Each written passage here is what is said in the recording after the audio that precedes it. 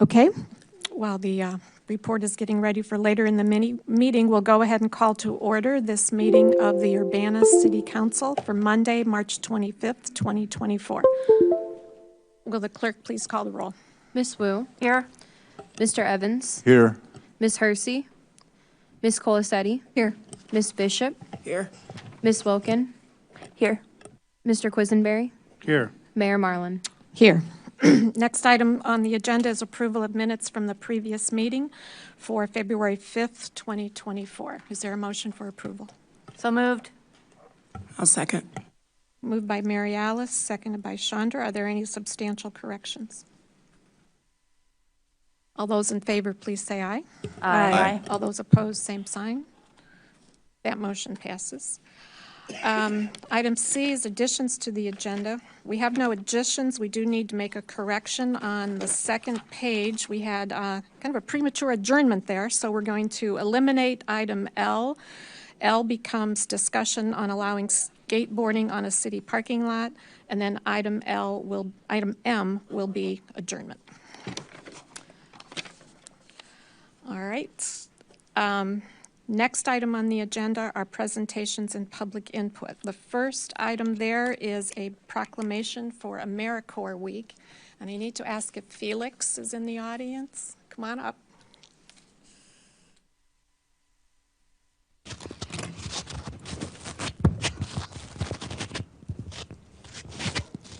Yeah. Oh, let's go over here.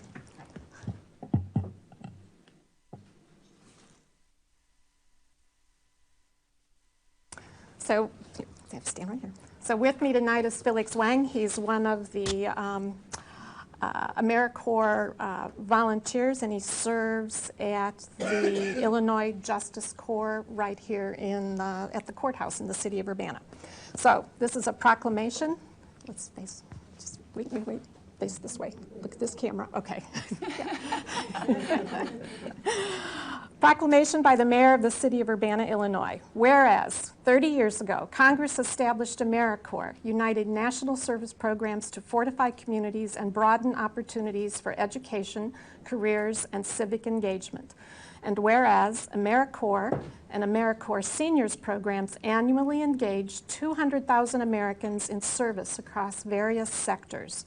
And whereas, in Illinois, over 9,900 AmeriCorps members and AmeriCorps Seniors volunteers serve at 1,100 sites, addressing local needs from disaster response to environmental restoration. And whereas, the Illinois Bar Foundation runs a statewide AmeriCorps program called Illinois Justice Corps, and Urbana is home to one of 17 Justice Corps sites. And whereas, the City of Urbana recognized current AmeriCorps member Felix Wang and all of the Illinois Justice Corps alum who have served through the years in Urbana, and that includes City Council member Chandra Bishop. And whereas, AmeriCorps initiatives promote collaboration, engaging millions of volunteers and garnering support from businesses and foundations.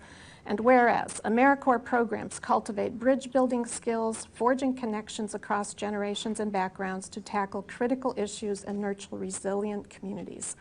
And whereas, service enhances career readiness for AmeriCorps members and boosts the mental well-being of AmeriCorps Seniors volunteers, reflecting their dedication and patriotism. And whereas, through their service, AmeriCorps members and AmeriCorps senior volunteers enrich lives, strengthen communities, promote civic engagement in Urbana. And whereas, AmeriCorps Week celebrates the commitment of its members, alumni, volunteers, and community partners. Now, therefore, I, Diane Wolf Marlin, Mayor of the City of Urbana, Illinois, do hereby proclaim that March 10th through 16th, 2024 was AmeriCorps Week in the city of Urbana, Illinois. We did not have a meeting that week, so we're reading this proclamation now and recognizing that AmeriCorps Week is celebrated in the month of March throughout the country. And we urge citizens to thank your AmeriCorps volunteers and members and alumni and the AmeriCorps senior volunteers for their service and to find your own ways to give back to their communities. Thank you very much. Thank you. And this is your copy.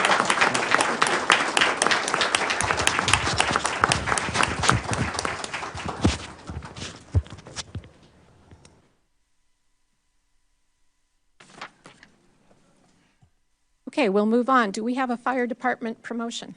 Okay, I guess I'm back.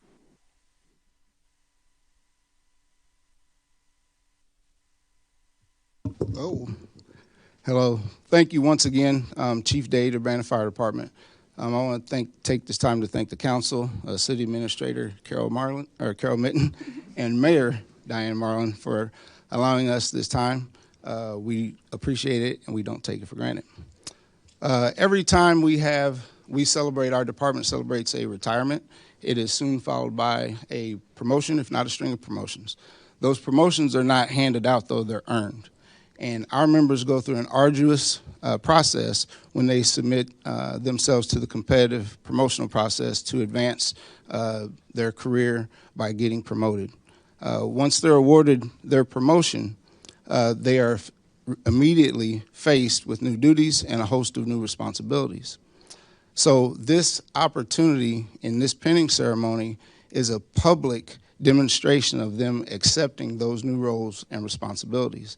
And tonight, we celebrate the promotion of Lieutenant Tristan Thomas.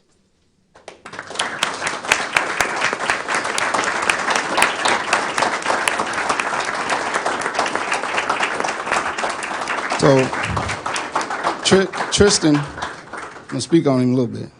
So Tristan has 19 years of experience with the Urbana Fire Department, and he's held many roles throughout the course of his career.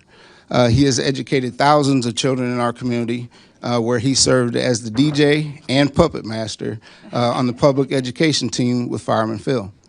Lieutenant Thomas is also an advanced medic. He has, for the last 4 years, served on the interview panel, which is responsible for hiring all of our new potential firefighter candidates. He's also the service officer for our fleet maintenance, and he has faithfully served as treasurer for the 2% board. And before being promoted, he had the distinction as Engineer Thomas, being the most meticulous engineer our department has ever had, meaning no one kept a cleaner fire truck than Engineer Thomas. So tonight, he is accompanied by his daughter Ellie and his son Ty, and he will be pinned by his wife Sarah. Could you bring the microphone up?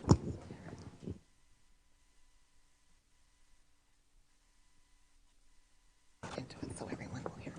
Okay, if you'll repeat after me. I, Tristan L. Thomas, I, Tristan L. Thomas, do solemnly swear that I will faithfully execute the duties of the position of lieutenant do solemnly swear that I will faithfully execute the duties of the position of lieutenant for the city of Urbana in the county of Champaign, Illinois, for the city of Urbana in the county of Champaign, Illinois, and will, to the best of my ability, and will, to the best of my ability, preserve, protect, and defend the Constitution and laws of the United States, preserve, protect, and defend the Constitution and laws of the United States, the state of Illinois, the state of Illinois, and the charter and ordinances of the city of Urbana, and the charter and ordinances of the city of Urbana, acting rightfully for the citizens of Urbana. acting rightfully for the citizens of Urbana. So hereby affirmed. So hereby affirm. Thank you. Congratulations.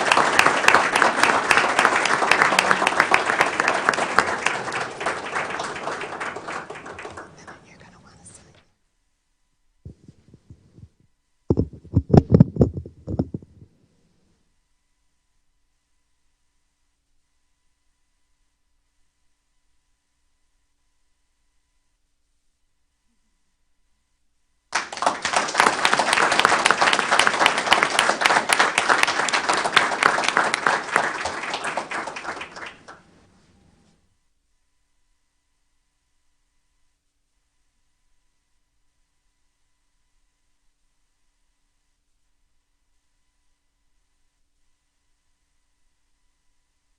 Once again, thank you.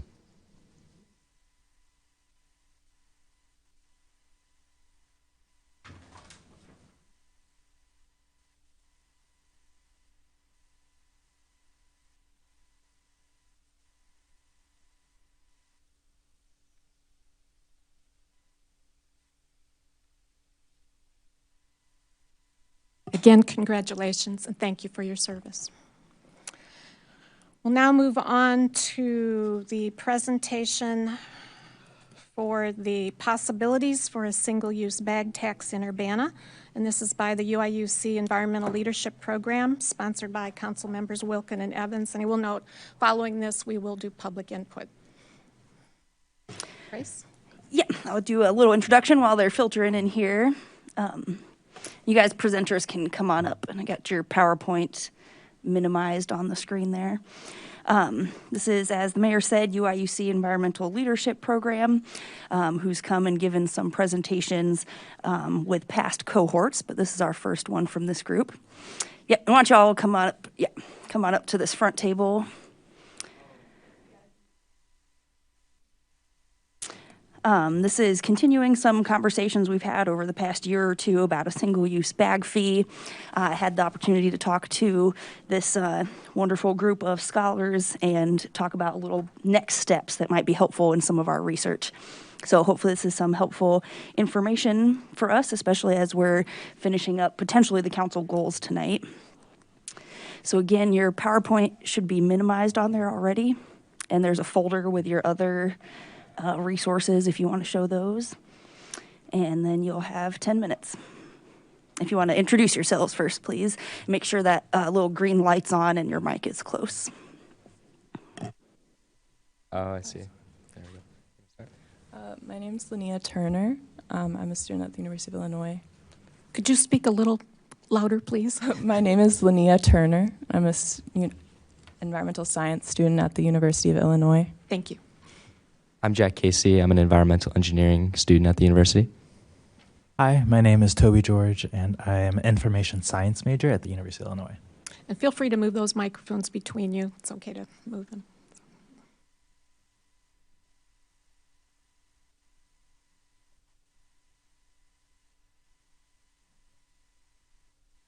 Hi, everyone. So we are here from the Institute of Sustainability, Energy, and Environment, part of the Environmental Leadership Program. And we're here to talk about the bag tax lessons for Urbana and hopefully inform your decision going forward. So why a bag tax? Single-use plastic bags are a large source of litter and contribute to microplastics that end up in our waterways. And although most plastic bags are recyclable, majority aren't. In fact, only 1% are actually recycled. A bag tax is the first step to getting away from plastics, and then a tax revenue could provide a green fund for Urbana. So are bag taxes effective? After Ireland implemented a bag tax in 2002 of 0.15 euros per bag, plastic bag consumption decreased by 90%. Edwardsville, Illinois, enacted a 10% bag tax in 2021, and in the following 4 months, plastic bag consumption decreased by 87.5%. Chicago saw a decrease after a 2017 bag tax of 27.7% a few months later, and an increase of reusable bags by 15.5%. And so we did a case study on our local Walmart. Our local Walmart in Champaign uses approximately 4.3 million bags per year. The manager we spoke to said he was open to the tax and that many of his customers come to and from Chicago where there is already a tax in place. So with these, success stories from other cities in mind, we've kind of looked at the proposals in different cities and what's worked there, and we've come up with our own proposal for a tax structure that we figure would work for Urbana that we wanted to present to you guys. So we're proposing a 10-cent bag fee on all single-use plastic bags sold in Urbana. So this fee would only be assessed in stores greater than 5,000 square feet, and they'd be assessed to the customer at checkout. And to encourage businesses to, A, support this fee and switch to selling reusable bags in their store, we proposed that of this fee, 3 cents would stay with the store if they don't sell any reusable bags in the store, and 5 cents would stay with the store each time they sell a bag if they also carry reusable bags in the store. And we wanted to avoid punishing those who use like SNAP and EBT with this fee, and so we proposed that people using food assistance programs at checkout would also be exempt from the fee. And so with this structure, we hope to accomplish the biggest thing is we want to reduce single-use plastic bag waste in Urbana. It's a big problem all over the country, and Urbana we could start here with a tax like this, and we believe the structure of this tax would encourage businesses to carry their usable bags within their stores, and it would also reduce demand for single-use plastic bags, and so the consumer and the producer would feel the pressure to switch from single-use bags to reusable ones. And we think that this new fee would also provide the city with a new meaningful revenue stream. We did some ballpark estimates on the revenue that you could see annually from this tax, and we're sort of estimating when we say low response, we're figuring how many people change their behavior and decide to bring a reusable bag instead of using the single-use bags at checkout.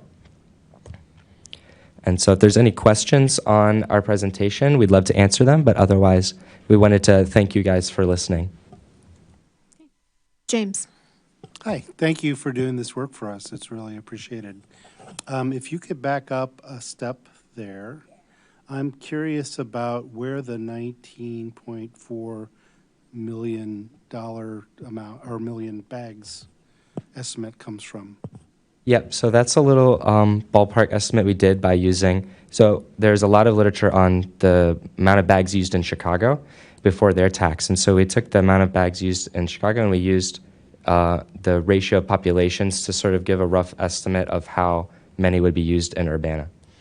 Okay, so it's not related at all to this list of potential stores in Urbana that would be involved in how many bags they use? No, that's just to show like which stores would be affected by this tax. Okay, so this is only ballpark. We should do some more work if we really want to know how much money or revenue we're talking about for our green fund. Yeah, this is sort of like we intended it sort of as a helpful conservative estimate to start the conversation on the possible revenue that could come from the bag tax. Okay, thank you. Chandra. And is that 19.4 annual bag use? Yes. Okay.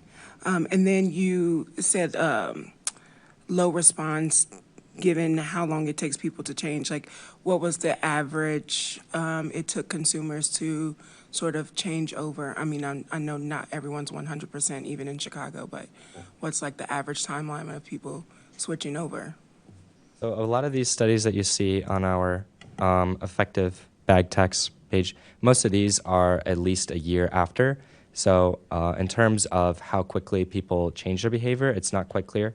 But we know that at least for all these, it only took a year or more to see this drastic decrease. And so at least with Chicago, is that one, the 27.7% figure was only taken that was just a few months after the tax was implemented. So it's a pretty rapid change in behavior, we're hoping. Grace.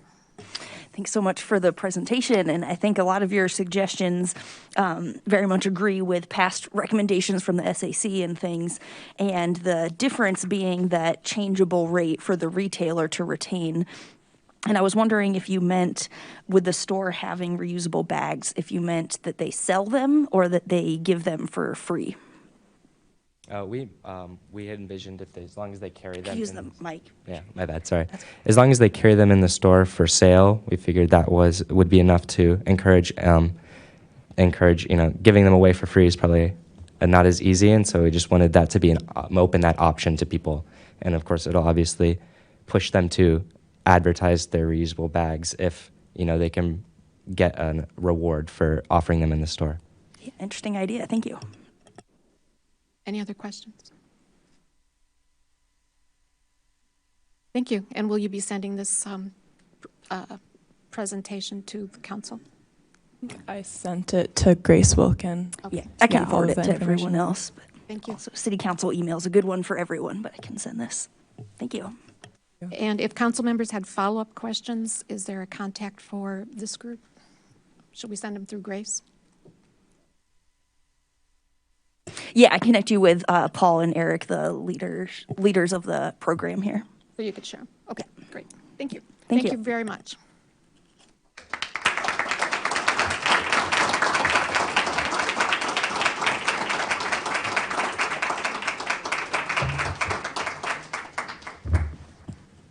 Okay. we'll move on to public input for the council. If anyone wishes to address the council, please come to the microphone.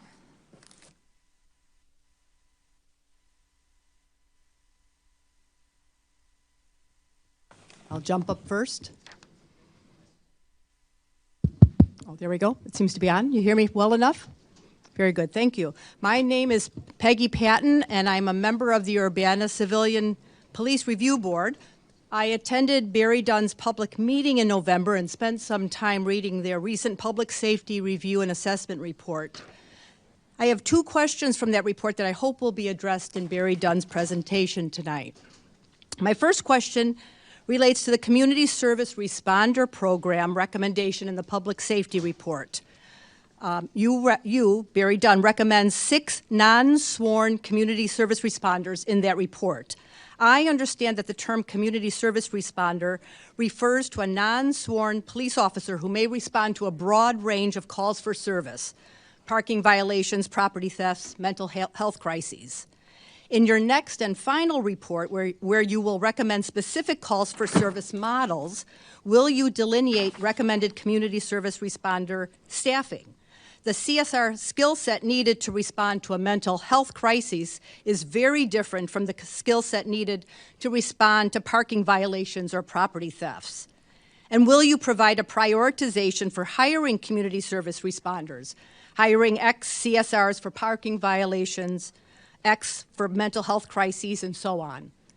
In my 20 months experience serving on the Civilian Police Review Board in Urbana, it's apparent that we need additional mental health professionals working with our law enforcement.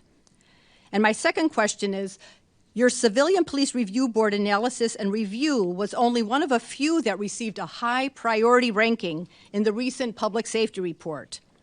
In your review of Urbana's CPRB, you note that it is among the most comprehensive and well-organized oversight systems you've reviewed. You also note that based on interviews with staff and feedback from community members, the CPRB may not be living up to its potential, not producing the analyses and reports outlined in the foundational documents in City Code, for example. You suggest that CPRB's underperformance may be primarily due to the volunteer nature of the CPRB. I've been a member of the CPRB for a little over 20 months and agree entirely with that assessment. You also include in your report a suggestion shared in your interviews for a full-time paid director position to administer the CPRB.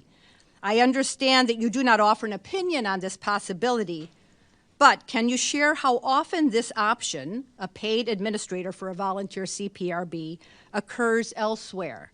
I know you've reviewed dozens of Civilian Police Review Board models in your consulting work. Thank you, and I look forward to your presentation.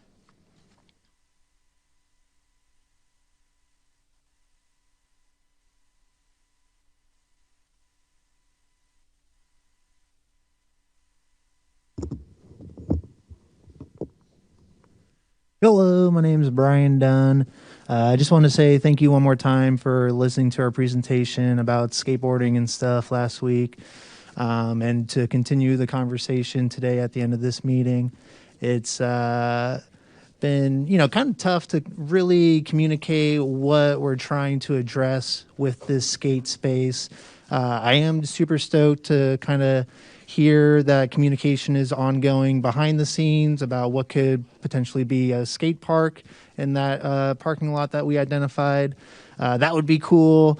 It doesn't really address the ethos of like the DIY nature and community building and collaboration that would go into like a DIY skate space, which could also be like a mixed use art space. But I understand the conversation's ongoing, and I'm just excited to see kind of how it comes to fruition. And just another big thanks to Chris for kind of sparking all this and just getting us all talking about skateboarding. It's amazing. Thank you.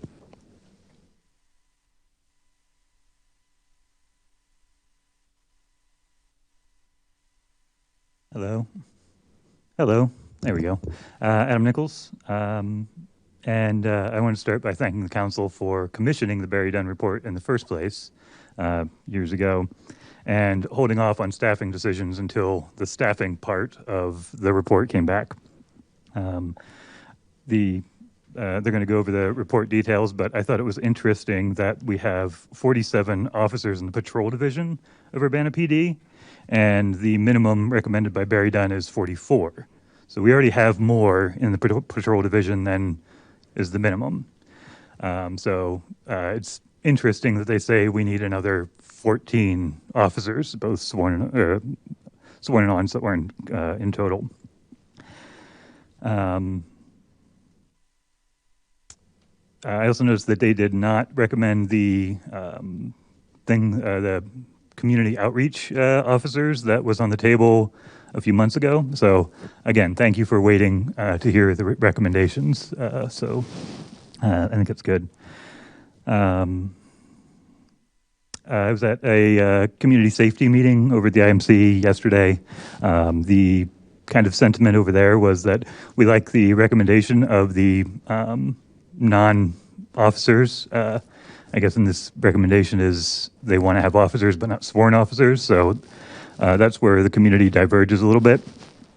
We think that it would be more appropriate to have these first responders not report to the police and not that be a police response.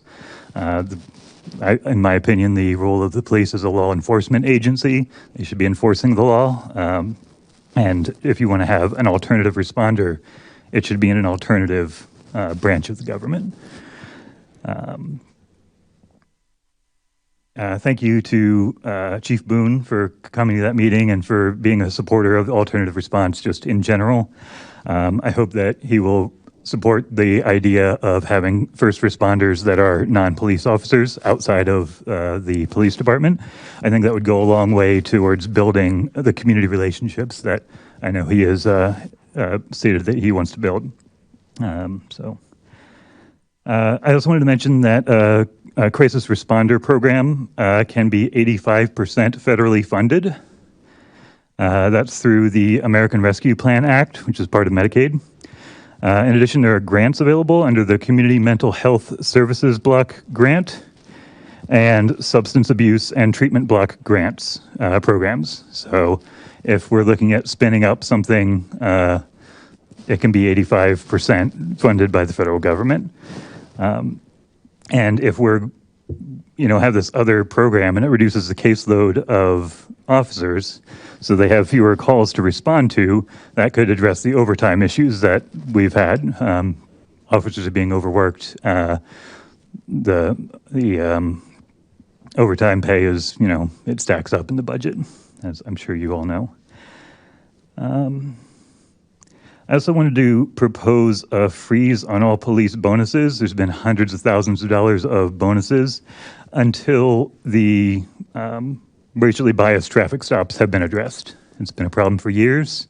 We have a new chief. Hopefully he'll get it under control, and the people being stopped for traffic violations will reflect the diversity of the community. I think that's all I got for today. Thank you.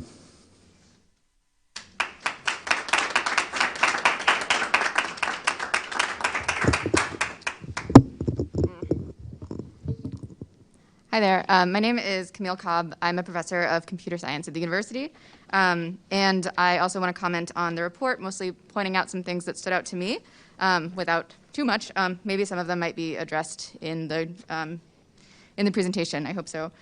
So one of the first things I noticed was that the report calls out our geographic location between many other major cities and calls us, it says that this creates a sort of mini metropolis environment where essentially folks might come here, drive here to considerable distances to trade in firearms and narcotics and engage in other criminal activity and evade scrutiny from their local law enforcement. I mean, that seems very alarming, but as far as I'm curious if there's any actual data that supports that this is happening. I am not aware that that's a real problem. And so it surprises me, like, are there, how many arrests in this area are of people from those cities that were called out in the report as being places that folks come to engage in criminal activity. I also, because my work focuses on computer surveillance, security and privacy related issues, I'm especially attuned, although I haven't done work specifically yet, on surveillance technologies, but I worry about some of the technologies that are being used for policing. And so and my work focuses actually on human-centered studies. So I do studies that actually in many ways look like the way that the BerryDunn study was conducted, although, you know, from an academic standpoint, we have different standards and different sort of processes. And so it worries me that the portion of the report that's focused on technology relies fully on discussions with UPD staff and a technology survey that was completed by the UPD, rather than sort of more like other stakeholders being involved in that conversation, and rather than actually looking at the impacts of these sorts of technologies on communities and how they make an impact either, in terms of doing positive or in some cases harm to communities. So I hope that as you consider the report, the report and the recommendations in the report, that you consider the data, but also think really critically. And you know, I would be happy to look more closely at it with potentially with some of y'all, but that you look critically at what was done for the data collection and how the conclusions really match the data that was collected, and where there might be some assumptions being made that go a little bit further than what I would say the data can support. So that's what I wanted to share. Thanks so much.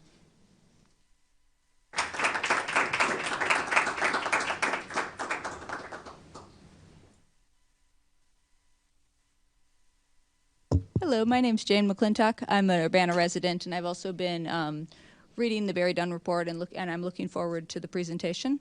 I had a couple of questions. One, I also was at the IMC meeting, and the organization that spoke with us, the LEAP Law Enforcement Agency, I'm messing it up. I'll send it to you guys. But they really recommended, again, that the community responders be outside of the police department, that it's easier to have community trust, that since that they recommend community response for crisis intervention, conflicts, for mental health calls, for those non-criminal activities. And I think it would be more appropriate to have those services coming from not a law enforcement place, and I think it would be a lot easier for them to have trust with our community members and independence. So I would strongly recommend that, and I'm interested in hearing where that recommendation came from BerryDunn, or whether the Phase 4 is going to recommend something different. So I don't know how these Phase 1 recommendations, which are coming before the recommendations about alternate response, it seemed sort of preemptive. So there may be more coming, but I don't know how we would make staffing recommendations without understanding the alternate response that the community was hoping to see.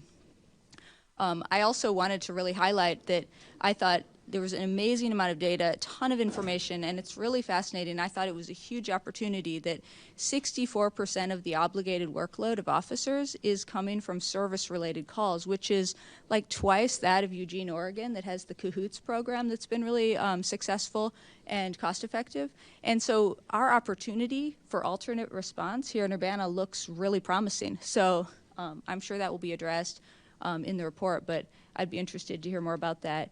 And I just think it would be great if we could build something outside the police department that could allow the police department to focus on what they really need to be focusing on and not what they're not trained to do, mental health calls, social work, and et cetera. So thank you again for bringing this report out. Thank you to BerryDunn for all the great information. It's really it's wonderful that we now can see how much the people need help with just basic life stuff rather than there were crimes. So I appreciate that and look forward to the presentation. Thank you.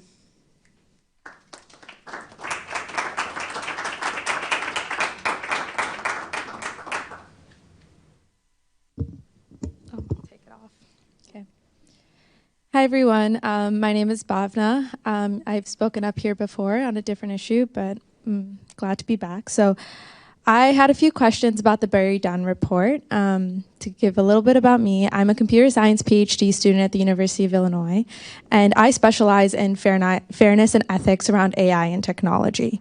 I really focus on community-centered technology and artificial intelligence, and what that means is that you take in the priorities of a community when you're building and implementing technologies, and then you also really consider the harms. So I read the BerryDunn report, specifically focusing on technology and the increase of it, and my first confusion was that the only reason that was stated for the increase in technology within our police department is that because regional partners were using technology.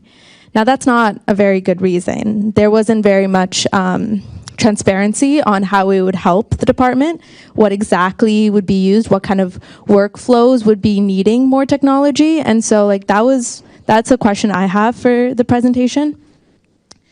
Also, I was concerned to hear some technology being recommended that has much research to being discriminatory. For example, automated license plate technology has been proven to shown to exacerbate racial and ethnic discrimination in car ownership. This is because software companies market these tools to auto financiers and insurers as a risk assessment input to evaluate consumers seeking to buy a car. So this is just like one example, but there was also talking about information sharing technology and safety cameras. But overall, bringing technology into our police department can have discriminatory outcomes and impacts. And what I would recommend is anytime we are collecting data, we must have transparency in what is being collected, what is being shared, and who is getting access to. And the BerryDunn report does not bring in any of these critical questions or conversations and is very vague on what they say more modern technology. The lack of transparency is very concerning, and I think the council should be very concerned as well, as we need to protect our community. So as you consider the report, please really critically think on why the technology is being added, for what purpose, what are we gaining? Are we just adding more money into the department in places that's not actually going to improve the department? And also, they said that they were trying to work a police and community working group to explore adding more technology, and that was also kind of vague, so I wanted to learn more during the presentation of what that group was going to look like, who was going to compose of that group. I'm from the computer science department, but there's great academics and professors at the University of Illinois that really work on fair technology and ethical technology. And then, so those are my concerns, and thank you for listening.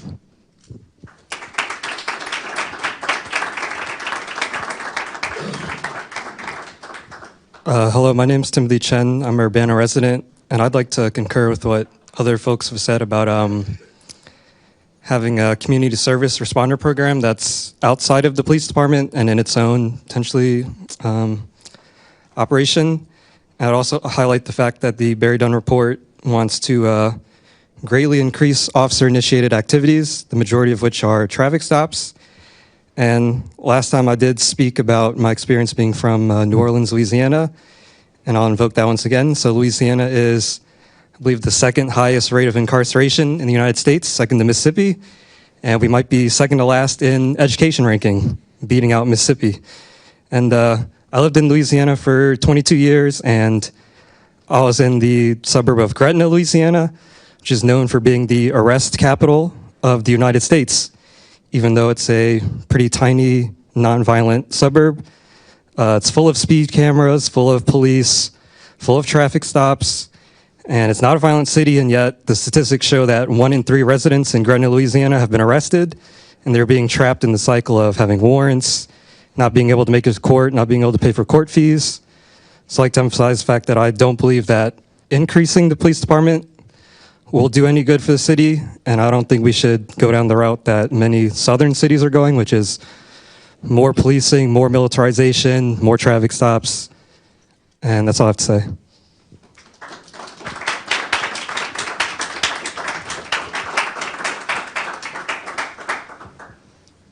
My name is Bram Osterhout. I'm a resident of Urbana. I'd like to agree with what my friend Tim said. I'm concerned about this recommendation to increase, officer-initiated stops.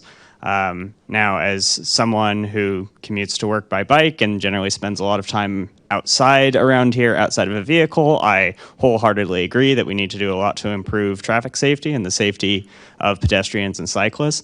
And I'm extremely skeptical that more traffic stops by police officers and expanding the police force is going to do that. You could, unless you want to station an officer at every single corner, it's just not feasible. If we want to improve traffic safety, we need to improve traffic infrastructure. And this speaks to a wider point that the money that is, potentially going to be spent on expanding the size of the Urbana Police Department could instead be spent on infrastructure improvements that will have a much more lasting impact. If on the subject of crime, we could do a lot to redesign our city to decrease the pressures that lead to criminal activity. Reforming our zoning code to make it easier for people to participate in the local economy.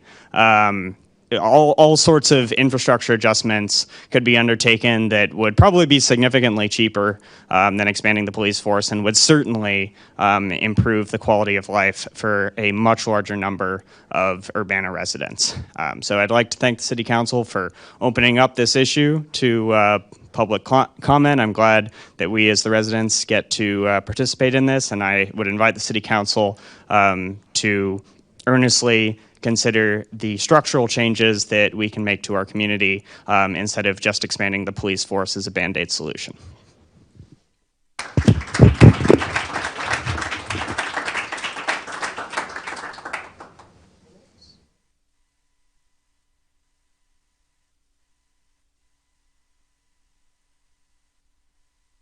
My name is Martel Miller, and I'm a 60-year resident of Champaign, Urbana. The reason I say that, we can't arrest ourselves out of poverty. You can hire 100 more police. It's not going to fix the problem that we have. We got a poverty problem in Urbana that we're not addressing. We got a homeless problem that we're not addressing in Urbana. Urbana needs a homeless shelter. Before I spend a dime on law enforcement, I would spend money on a homeless shelter. And with the homeless shelter in Urbana, you would ease up the overcrowding in the homeless shelter in Champaign, because people in Urbana got to go to the shelter in Champaign. To spend money on law enforcement in Urbana, from what I hadn't seen, I seen a traffic stop where Urbana had 8 cars and 1 university car. That was like 3 weeks ago. I got it on my phone. I took a picture of it. And the young black man was stopped for having no license plate. Then it went to, I smell marijuana. I know this young man for 20 years. Never smoked marijuana, don't smoke marijuana, don't have marijuana around him. He's a big videographer across the country. He does all kind of videos all across the country. I was called to another stop that wasn't in Champaign with him. He'd been stopped 4 times, only been here 3 months. He's ready to go. He come back because his girlfriend had a baby. It's the only reason he's here. And if you give too many officers to a police force, that means the officers have to find something to do. They're not going to go out in the wealthy white neighborhoods and do multiple traffic stops. We're going to end up like we was 15, 20 years ago when Darrell was here dealing with the traffic stops of Urbana. When you're more likely to get stopped 2 or 3 times as a black person in a year in Urbana than you were a white. So we got to look at what are we going to do in Urbana? Are we going to put money towards people, or are we just going to build up our law enforcement? And I think Urbana should put money towards people. We need more affordable housing in Urbana. We need more like rent assistance in Urbana. We need more where I say community centers in Urbana, like small centers. Invest in some of your schools. You put these new gyms in there, make them community centers where they can go from after school from 4:30 to 8:30, where these kids have a place to go and have supervision. Y'all can work with the school district, the park district, and do them kind of things, and that will bring down crime. Thank you.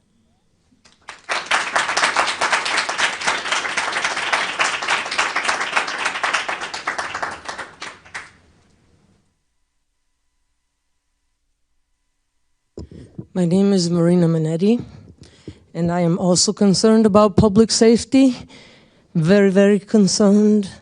And my whole eye or lens to this whole thing is, I think that there's public safety, a very keen and strong public safety barometer when you see actual drops in prison populations.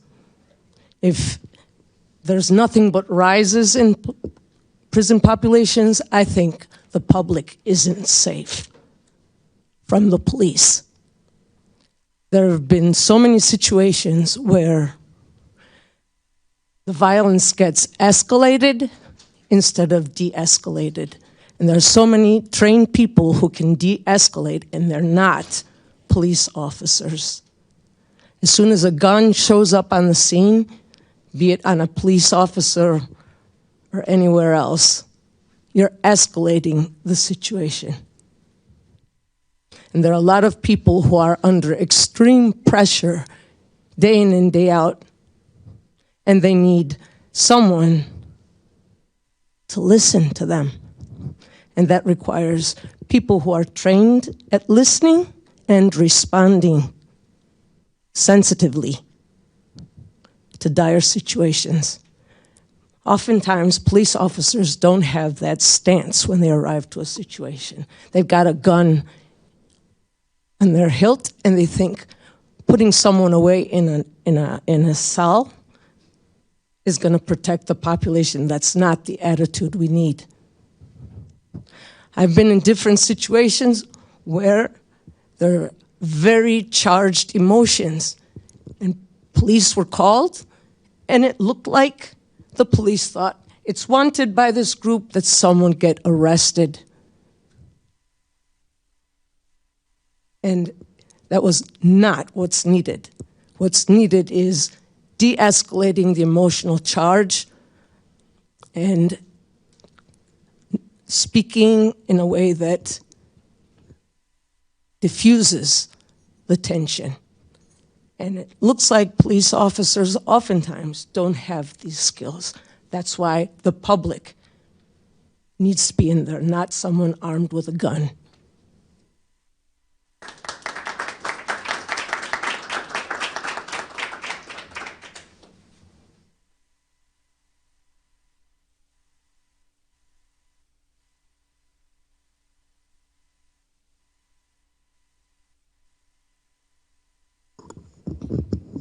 Good evening, Council. I'm Minnie Pearson, President of the NAACP Champaign County Branch, and this evening we have had some wonderful points brought up. I totally agree with what has been said. On the other hand, I am a firm believer in trained police officers being held accountable for their actions. Dismissal if they are caught doing anything that is outside of the law. The only way I would agree to increase slightly police officers is to prevent burnout, to prevent officers being overworked in that respect. But we could better spend that money in areas here in Urbana that is really in bad shape. Is that me? Oh, okay. That is in bad shape. And when you look into those communities and you shed light and you hold landlords accountable and you clean up those areas and you hear those people, you will see an improvement and a drop in the calls for a need of the police. But seriously, I know people are going to think that I've lost my mind, but I'm not. I don't want to see an overworked officer stop a person and be rude and ignorant with it. I really don't. I want them to be held accountable. I am a firm believer in the 10 shared principles, and one of those, a lot of those is respect and dignity when you stop anyone. They are human, and they are to be treated as such in all circumstances, regardless. But the only way that I would appreciate a slight increase is to take some of the pressure off of overworked officers, because they are human. They have families. They need to get home. They need to get their work. But anything misconduct, anything, should be dismissal. I agree with Martell Miller. We do have a need for places where our youth can become engaged. We do need places where they can feel safe. We do need garbage picked up. We do need education. We do need all of these things. And so, not to spend over budget on police officers, but for preventative measures and treatment of our people. I could say a lot more, because every one of you have made sense. But I do think that we value police officers, and we value the trained one, de-escalation, transparency, accountability, all of that, Citizens Review Board, all of that. But a slight increase would alleviate overworked police officers. Thank you.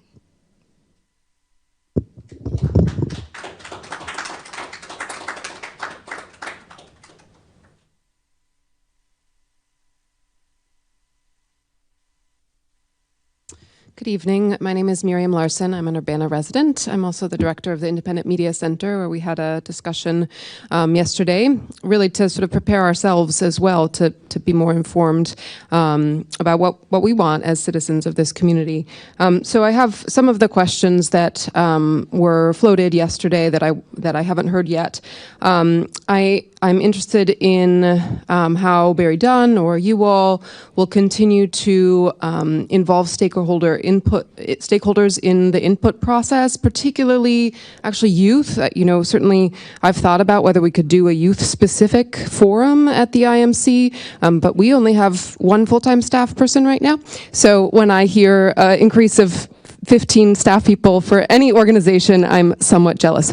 But I think having a youth-specific input forum would be excellent, and I'd love to support that if I could. I'm also, we also talked about kind of other organizations that should be consulted, and I'm sure kind of are working with Chief Boone and others, but I would love to sort of hear a report out on how races and other domestic violence organizations locally are being consulted as we develop community responder model locally.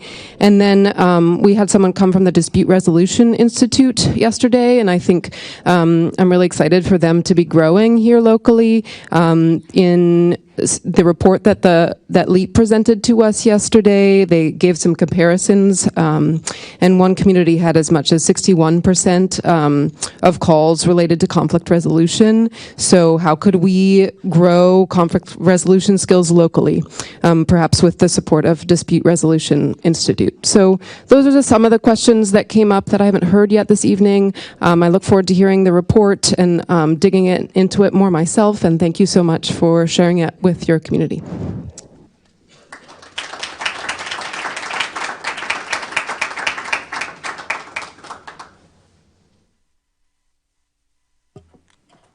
Any other people wish to address the council tonight for public input?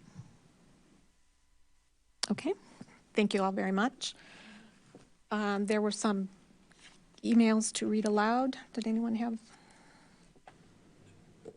Okay, yes, I have a few. We'll see what I get to. Again, these were specifically asked to be read into the record as part of public input. First one from Sharon Irish. Dear City Council members and Mayor Marlin, please read this message into the record. I write, regarding the BerryDunn Phase 1 report, first I'd like to acknowledge that Chief Boone met with me in December of 2023 for over an hour, and I appreciate his taking the time to discuss my concerns. I've also attended at least 2 other community meetings where he was present at Urbana Middle School on February 13th and at the second Public Safety Forum at Independent Media Center on March 24. I commend his commitment to listen and get acquainted with community issues. Second, the BerryDunn report didn't find any circumstances that produced critical/priority recommendations, page 16. This is good news. I appreciate these results. I have read the BerryDunn Appendix A findings and recommendations and used parts of the full report to further my understanding. But this one of 4 reports of which Urbana has contracted. While the report seems to cover a lot of aspects of staffing, it remains only one source of information focused on police and fire departments and related entities. It isn't clear to me who provided input to this report. Page 12 summarizes some of their processes. I participated in the online feedback, but that was opt-in for folks who have internet access and some level of motivation. Further, there are still 3 more reports pending from BerryDunn. We should hold off on making any big budget decisions until these reports are submitted and discussed. While Urbana paid a lot of money for these reports, I would encourage us to continue to consider other sources of information as well, such as youth forums with incentives to participate, input from the Urbana Free Library and the Champaign County Mental Health Board, and other units in the city like the Bicycle and Pedestrian Advisory Commission. This community investigation of public safety is not a one-and-done task. It must be ongoing and iterative. In an effort to keep my comments brief, I'd like to stress budget decisions given limited resources are hard and at times heartbreaking. In this imperfect world, I would prioritize robust mental health services and equitable housing. Increase funding for mediation and conflict resolution trainings. If there's a choice between license plate readers and youth programs, I would support youth programs every time. I realize it's unlikely that the choices are that clear-cut, but available technology should not drive our decisions about community well-being. Intra and interagency communication is really hard work, but vital to transparency and accountability. Public safety begins with relationships that build trust. If trained community service responders can relieve pressure on police officers and provide safe, appropriate, and prompt care, then let's hire in that direction. Thank you for your time and dedication. Sharon Irish. And I have another one. And I guess, Clerk, you got the time on for reading? I don't know if some of them get long, if you want to cut me off after 5 minutes, please do. One for Jay. I had another one that was specifically asked for me to read. Yeah, you want to go back and forth? Yeah. All right. So this one also specifically says to be read into public record. Good evening. My name is David Cisneros. I apologize if I said your name wrong. I'm a resident of Ward 4. I apologize I can't be present in person tonight due to a prior commitment, so I'm sending my written comment to be read into the record. I would like to respond to the discussion of the BerryDunn report that will be presented and discussed today. As has been stated many times by City Council members and the Mayor themselves, this is an extensive multi-part report of which we only have the first part here. Furthermore, it has not even been 2 weeks since this 300-page report was released, which is not enough time to read and discuss it. Nevertheless, I am confused and shocked by some of the recommendations in the report, and especially the discussion being considered by the Mayor and the Council to spend hundreds of thousands of dollars on hiring 14 new police officers. Why are we considering spending so much money on hiring new police officers, increasing staffing, when we have not even gotten all portions of the study? Do you feel that there has been enough time and opportunity for people in Urbana to digest and discuss this idea? How can we justify increasing police staffing when the reason that the report was commissioned was to study and propose alternative response models? Why would the report recommend the hiring of community responders within the police office when, once again, the discussion on the council and among the public has been focused on non-police response to community problems? What is the justification for hiring 14 more police when non-criminal calls make up the majority according to the report? Why would the very first recommendation you consider be hiring new police officers when both the Mayor and the Council have spoken for years about reimagining public safety in Urbana? How would the hiring of 14 new officers make Urbana more safe when the public has said time and time again that the causes of crime poverty, lack of jobs, and other social needs. After giving hours of written and spoken public comment against this idea at city council meetings, how is the public supposed to interpret this recommendation? Does the government Urbana represent its residents, or does it serve the FOP? As you can see, I'm confused and shocked, and I have many questions, but one thing I know is that I am opposed to spending hundreds of thousands of dollars on hiring over a dozen more officers. I hope the council will sincerely listen to its residents as much as it listens to the police chief and highly paid consultants. The public is telling you how to create real safety in Urbana if you care to listen. Thanks. And then I have another one, again, asked to be read. Dear Mayor Marlin, on October 20th, 2023, you wrote that Solo Grazia would no longer be using Prairie Winds to access their property in Eagle Ridge in violation of the City of Urbana Ordinance number 2025-02-025 once they installed a driveway where they have legal access. After nearly 2 years of using Prairie Winds to access their property, trespassing back and forth between Eagle Ridge and Prairie Winds, Solo Grazia finally installed an access drive around Thanksgiving 2023. In their December 2023 newsletter, Solo Grazia publicly announced our driveway has been finished. Now there's access to the farm off of Munford. Despite your promise, Solo Grazia is using Prairie Winds to access their property in Eagle Ridge more than they did last year, including for moving heavy construction equipment. We have worked in good faith towards resolving the ongoing problem of violation of City of Urbana Ordinance number 2025-02-025 with you for a year. You have chosen in past communications to portray this issue as a conflict. This is not a conflict, difference of opinion, or similar. It is a simple failure on your part to enforce the law. We have debunked the series of made-up, non-legal arguments that you have presented in attempts to justify your ongoing violation of this ordinance in writing. You have refused to provide any admissible evidence in support for assertion that you are not violating City of Urbana ordinance. You place the burden of demonstrating that what is ours, which we have more than met, and then you deny it without providing any evidence to the contrary. Your denial of violating city ordinance, as stated earlier, is tantamount to fraud. Further, you know that you do enforce these ordinances for others in at least 3 instances in Southeast Urbana. In your email on October 20th, 2023, you stated that your position is not to enforce the Urbana City Ordinance. Yet the only possible valid position that can be taken by you in your official capacity is to impartially enforce the law. Director of Solo Grazia reiterated via email to us on March 20th, 2024, that you continue to represent to her that Solo Grazia has your full authority to continue to violate the law. She has threatened us with police action, not for the first time, and you have as well. And in every appearance acts as an agent of the city. Your coercive threats constitute criminal extortion of our property. Similarly, your avowed denial of our ongoing violations of the said city ordinance constitutes criminal fraudulent taking of our property. In the September 29, 2023 written response to you, Paul Tapman eloquently explained to you why your breaking of the law is very destructive to the community. Prairie Winds owners have invested many millions of dollars in infrastructure. Solo Grazia has contributed not one penny, yet they reap the benefits of our enormous investment.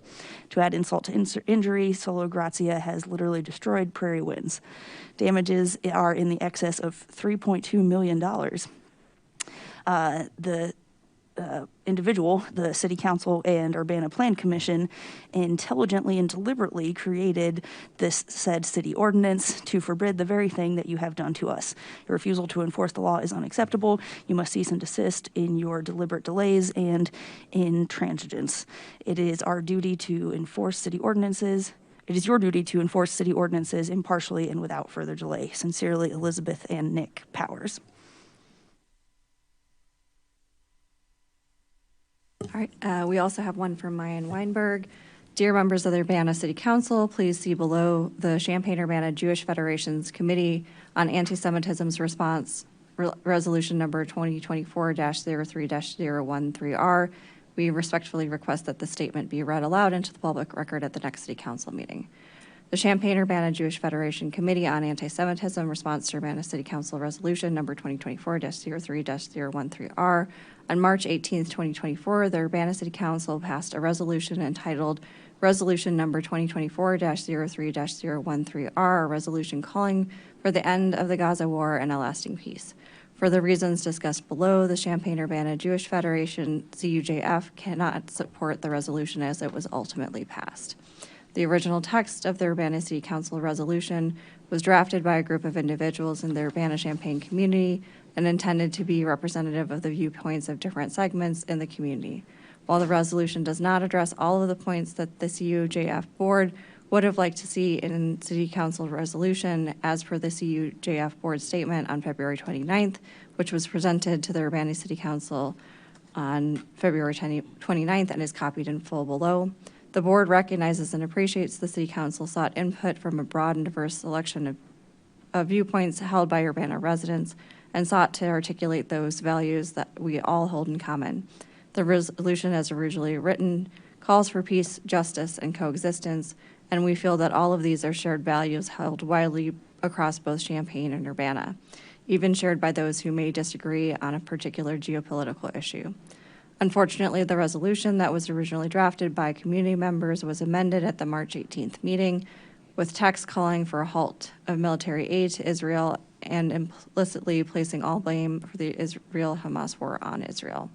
Item number 6, which originally read as 6, urged the United States government and international community to prioritize funding tools of peace over weapons of war to create conditions for reconciliation between Israel and Palestine, which is the foundation for just, secure, and lasting peace, was amended to 6, call the United States government and international community to stop funding weapons of war to Israel so as to create conditions for a reconciliation between Israel and Palestine, which is the foundation for a just, secure, and lasting peace. The version with this amendment is the one passed by Urbana City Council. CUJF cannot support this amendment and hence can no longer support the resolution. CUJF board statement approved on February 29th, 2024, presented to Urbana City Council on February 29th, 2024. The Champaign-Urbana Jewish Federation, CUJF, is a nonprofit organization that serves the local Jewish community. It provides and supports local Jewish programs and activities. It provides help to local members of the Jewish community in need, supports humanitarian causes locally, in Israel, and in other places, educates the Champaign-Urbana community about Jewish issues, and provides resources and education in fighting anti-Semitism. CUJF promotes equality of opportunity and full civil rights and civil liberties for all. The CUJF Board of Directors feels an obligation to respond to recent proposals and statements made before the Urbana City Council regarding the war between Israel and Hamas. Any discussion concerning the Israel-Hamas war needs to unequivocally, I condemn the massacre on October 7th, 2023, perpetrated by Hamas. 2, demand the immediate return of the remaining hostages in Gaza. 3, call for the dismantling of Hamas, a terrorist organization that has explicitly called for the killing of all Jews. And 4, acknowledge the responsibility of Hamas in the current plight of the civilians in Gaza. While we affirm the right of everyone to speak their mind openly in a public forum, we are deeply distressed by the flood of divisive, hateful, and anti-Semitic rhetoric that has been commonplace during public discussions of similar resolutions around the country, as well as during discussions of the specific proposal that was brought to the Urbana City Council in January 2024. While much of the local discussion has been civil, if heated, we have heard numerous accusations of genocide, claims that Israeli soldiers are worse than Nazis, references to lynch mobs roaming freely, comments about Zionists screaming their lungs out with rabid red faces saying they wanted more massacres, and implication that those opposing the proposed resolution do not value human life. This rhetoric serves only to further sow division in Urbana and the surrounding area and to intimidate and marginalize many in the local Jewish community.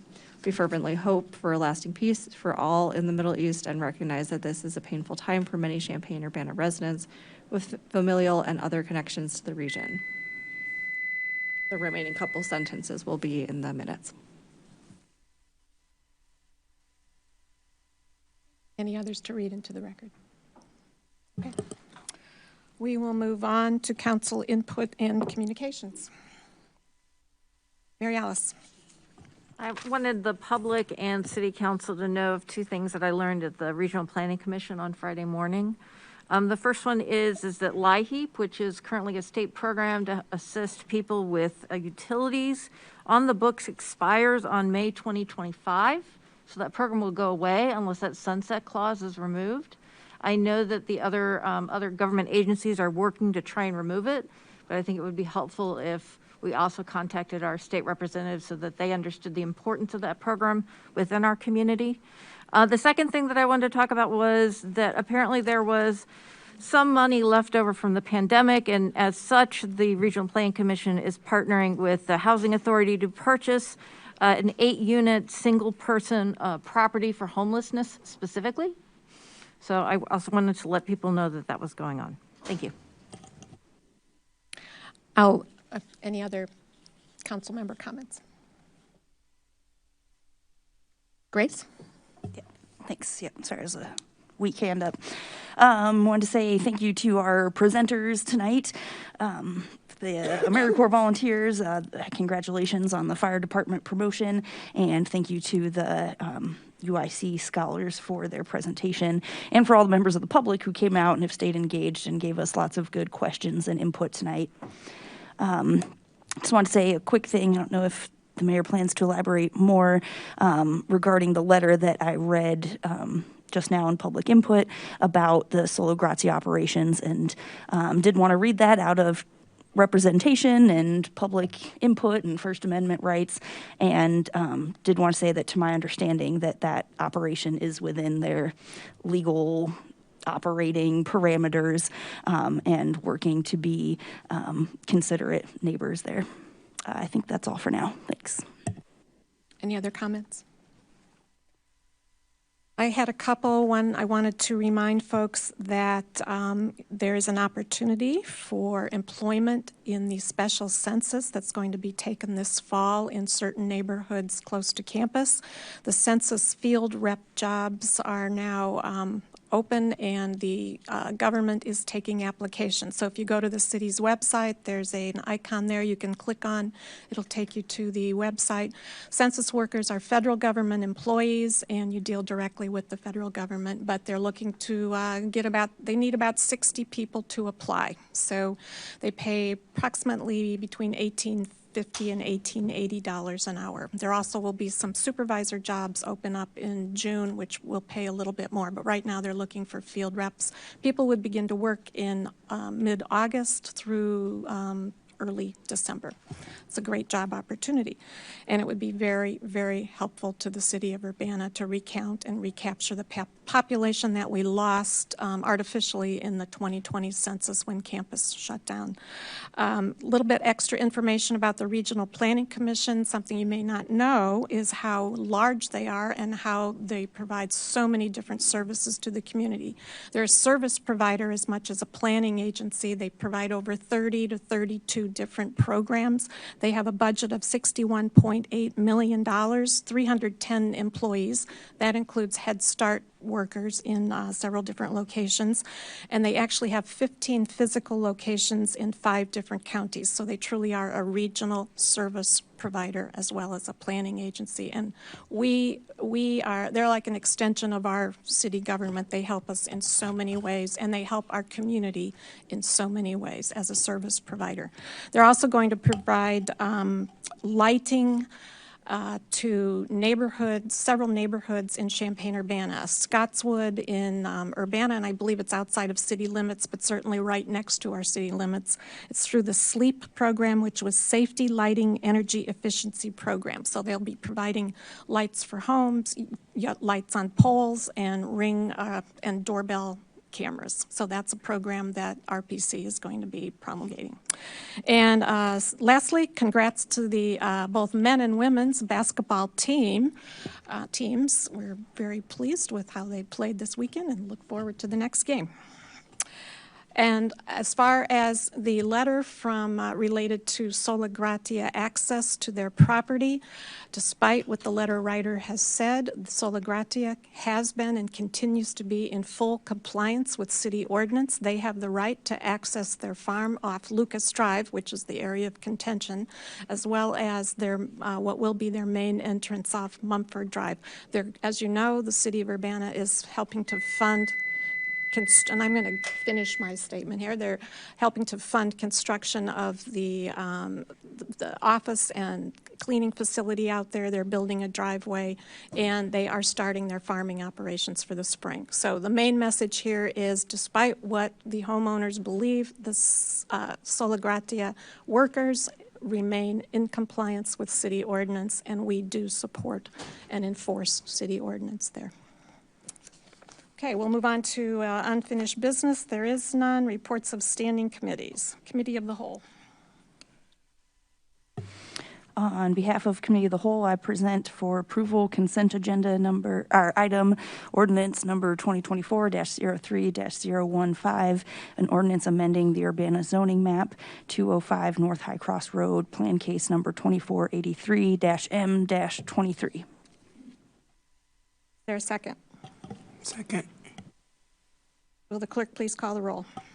Ms. Wu? Yes. Mr. Evans? Yes. Ms. Colasetti? Ms. Bishop? Yes. Ms. Wilken? Yes. Mr. Quisenberry? Yes. That it? That motion passes. Next. Go ahead. Next on the regular agenda, we have, I present for approval resolution number 2024-02-013R, resolution adopting mayor council strategic goals for 2024 to 2025. There's a second. Second. Discussion. Mary Alice. As I look through what's in our packet right now, I wanted to propose on strategy 41A. It says create an ordinance to enhance city contracting opportunities for MWBE and local businesses. I'd like to start with a resolution so that staff have the opportunity to think through how that ordinance should be written. So I'm wondering if we could say start with a resolution to inform an ordinance. I think that would just give better direction, but those are my thoughts on that one.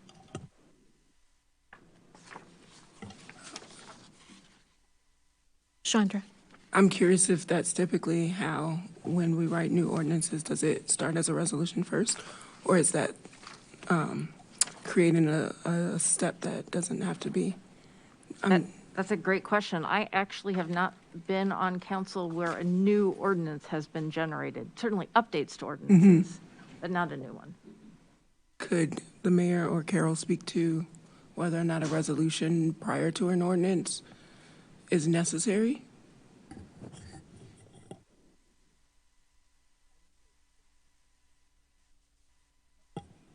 Sorry about that.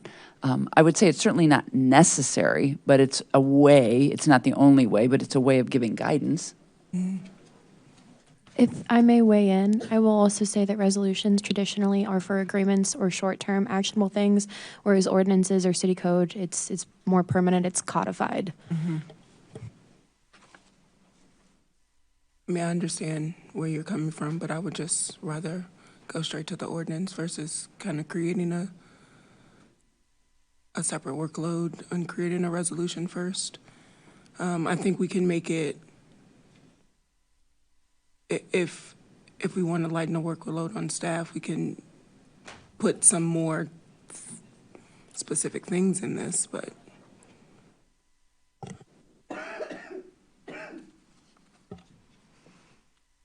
It was just a suggestion. I just want to make sure that staff has good guidance in terms of what that ordinance should look like. So if we can provide that outside, I was just thinking a resolution would be one way of achieving that, but obviously there are multiple venues to do that.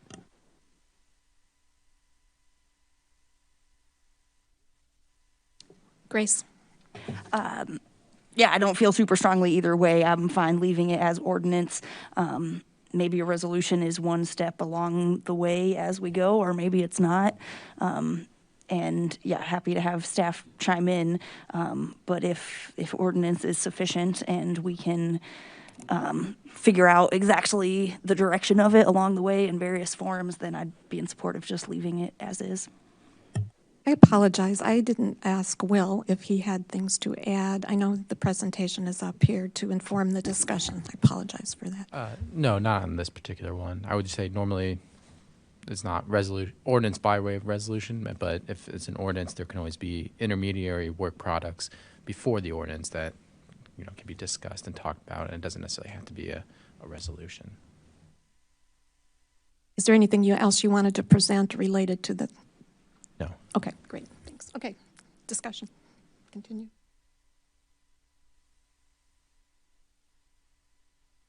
Is there a motion? Oh, wait, yeah, I still have more things to. Yes, we have a motion. Do we want to do a straw poll on the keep ordinance or resolution here? Or do we feel like we have? 4.1A. Yeah, I don't know if we want to do a straw poll to change to resolution, or if Mary Alice, if you can take back that. It's fine, I can take it back, it's not a big deal. Okay, all right, so keeping Straw poll not needed. Okay. And then I had some that I emailed y'all previously, and we talked about last week, and we got a letter from the Sustainability Advisory Commission on some recommended changes, a few additions to this Area 3, particularly 3.3, but kind of moving some up to 3.1.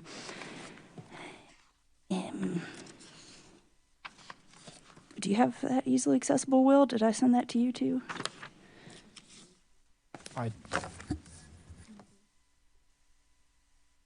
Or is it already up there? Am I not seeing it? Okay. No, this is just the original language. I don't have the SAC memo on hand up here. Sorry. Okay. I could quickly give it to you on a flash drive if that's helpful for anyone to look at the wording. Also, council members have it in front of them there. My recommendations are very similar to the SAC recommendations. As far as I remember, the only difference with mine and the SAC is in 3.3C was to create, and I just added and implement, those two words, a grant program for community environmental projects. And then I also, my version differs from SAC in 3.3A. I decided to just scratch the whole one there about evaluate practicality of things. I feel like we've already kind of done it, and it's vague and not particularly helpful. And I would choose to replace it with pursue the implementation of a single-use plastic bag fee. Or was it already in there? Nope, just kidding. I swapped it out with support food scrap composting at the Urbana LRC. The bag fee was already in the SAC recommendation.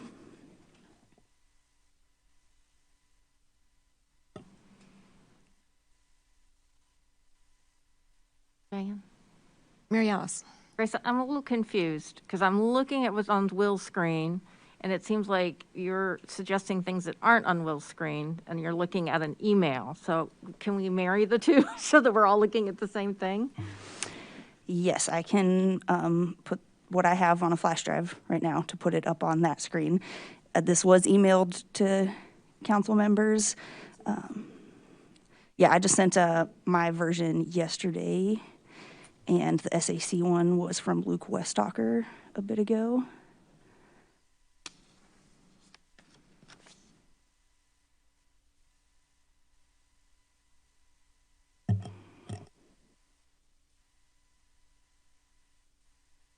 Mary Alice. So while Grace does that, I know that we've had this conversation about a single-use plastic bag fee in the past, and I know that staff has looked into the feasibility of it.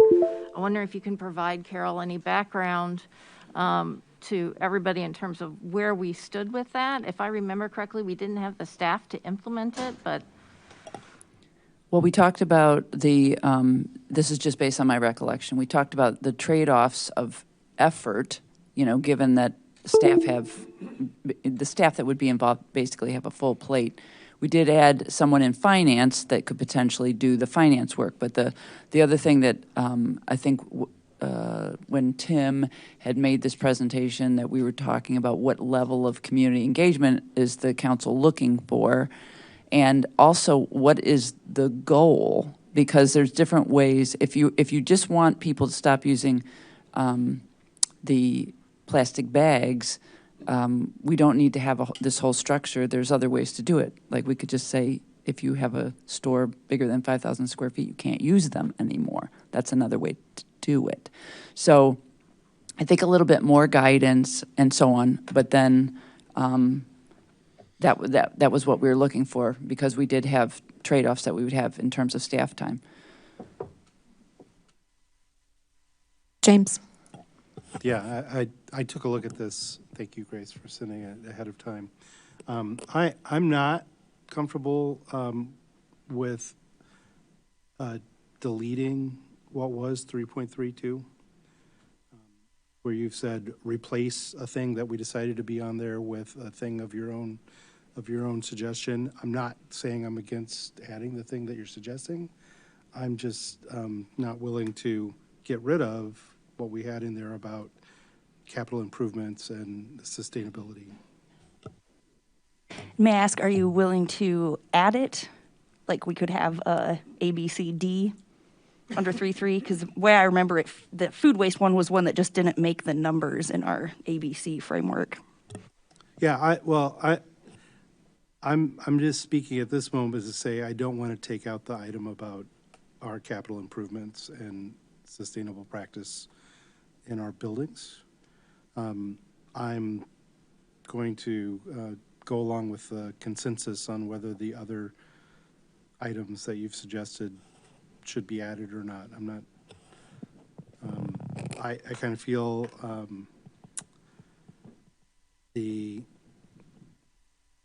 I'm supportive of pursuing a process to reduce the single-use plastic. This may be the way to do it. The bag fee may be the way to do it. A ban might be a way to do it. I would consider that as well. I'm just not ready to give up on adding green capabilities to our buildings when we do significant work on them.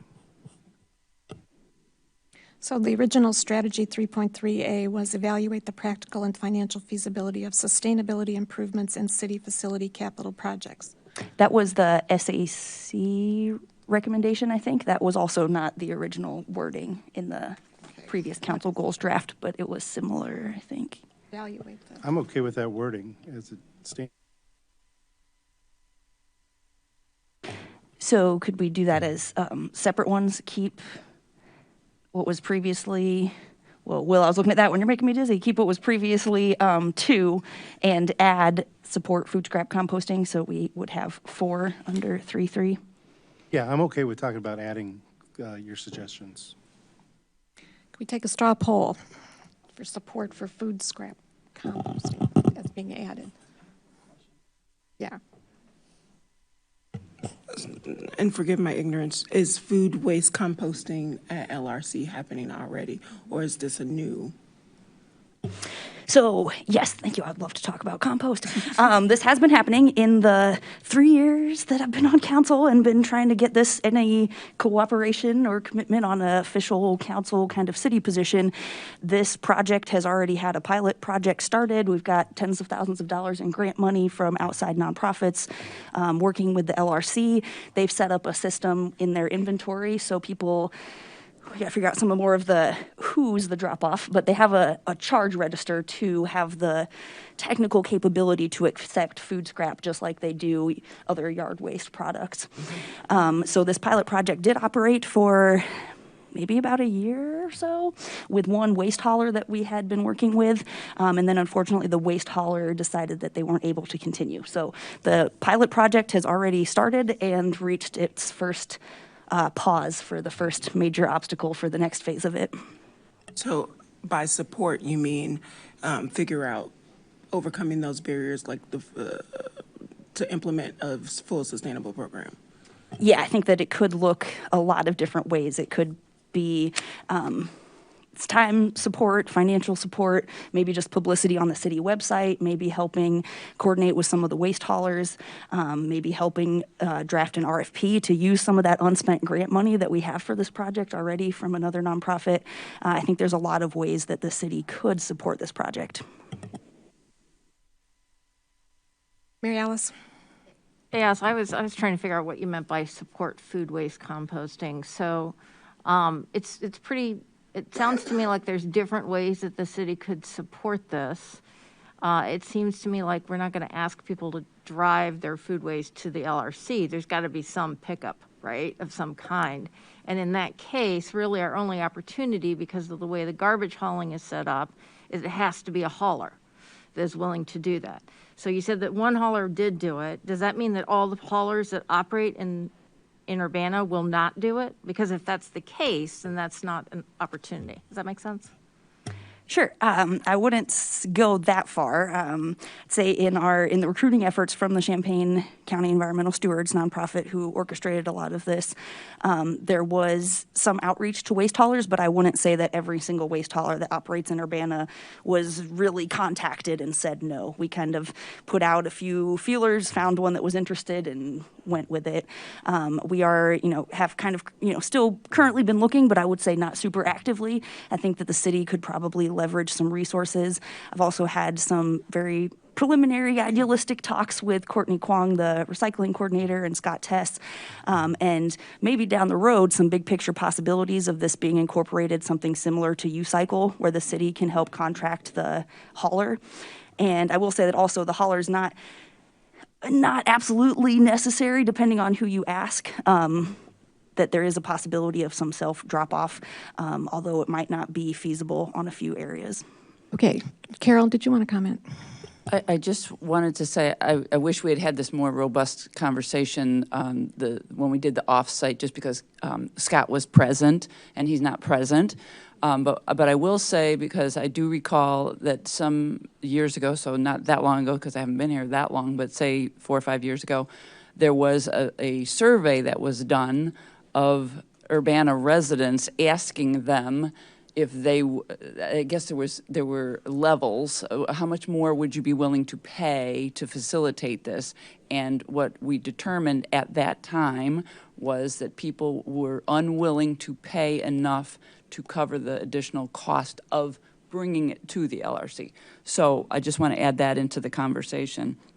And maybe just say Kevin James urged us to make, not to have too many things under these different umbrellas. And so we just want to channel him a little bit right now. James.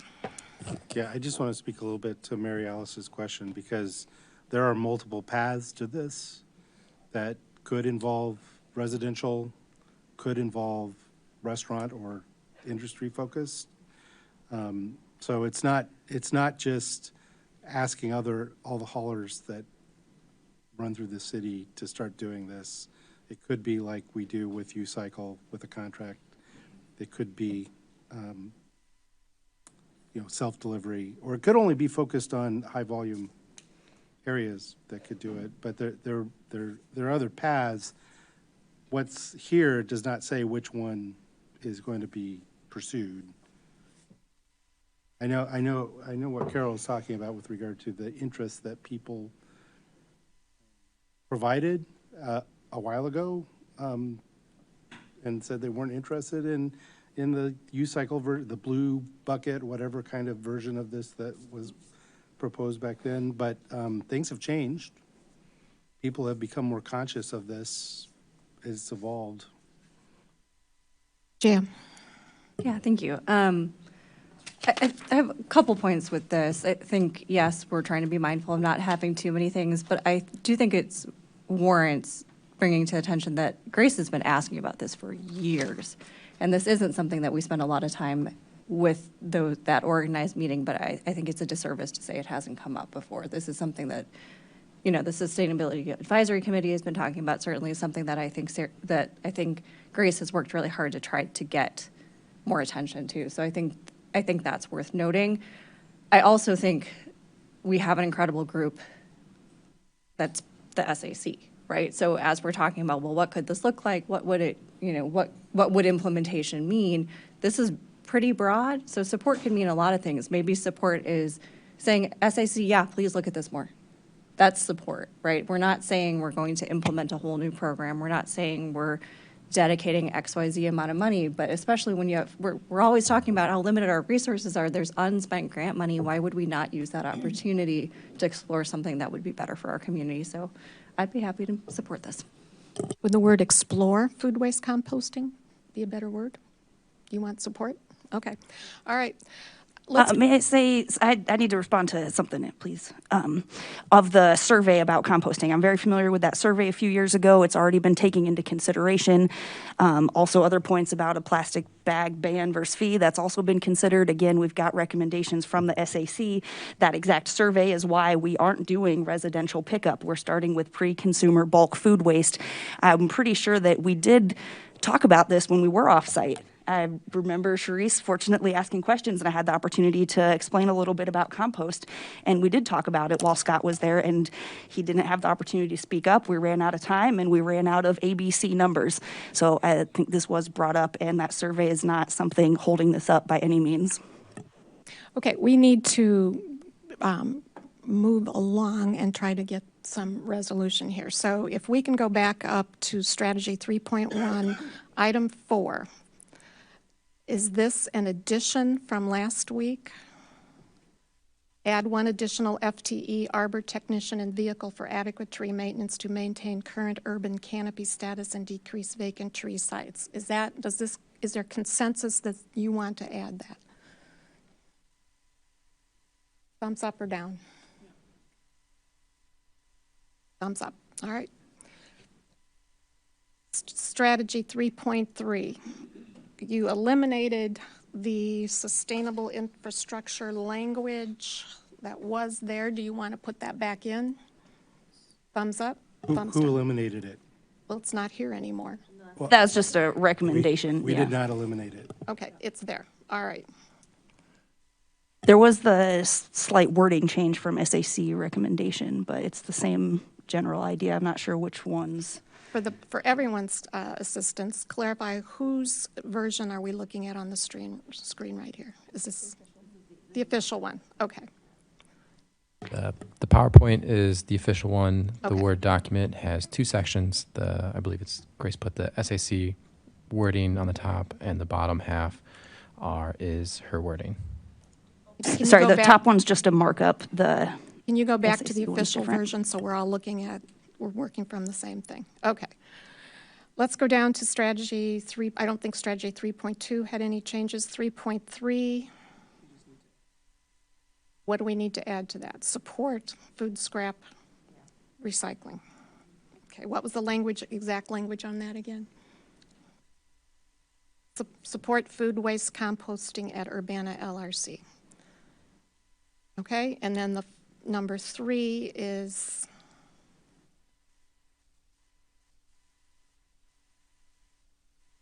can you go back down to the blue version again? Okay, and then the last one is add implementation, create and implement a grant program.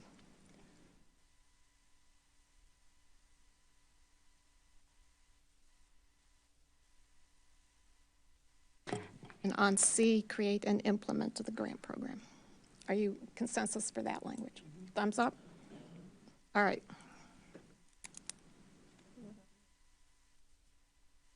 Yeah, the SAC recommendation was also to move what's here, 3.3B, move that up to 3.1, and then add under 3.3 the part about the bag fee. So move 3.3. 3.3B about green stormwater management. The SAC had recommended move that one to 3.1. It's just moving it from one to the other. Yeah. All right. And then the SAC also recommended then adding under 3.3 the wording about pursue implementation of the single-use bag fee.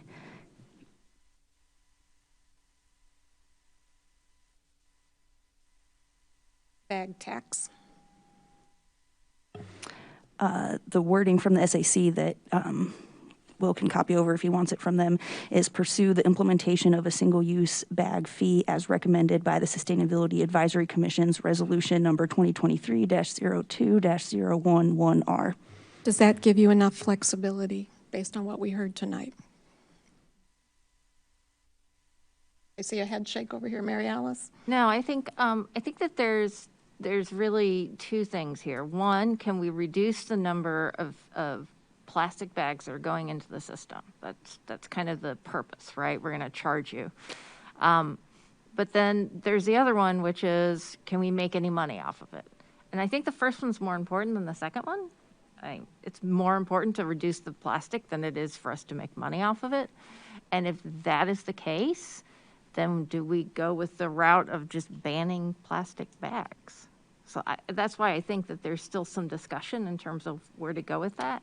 So I don't know if having something explicit that we will pursue a bag fee would allow for that further conversation.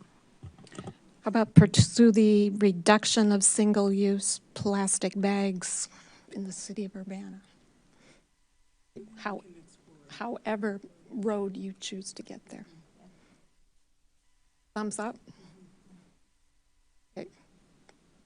2 thumbs down, 4 thumbs up.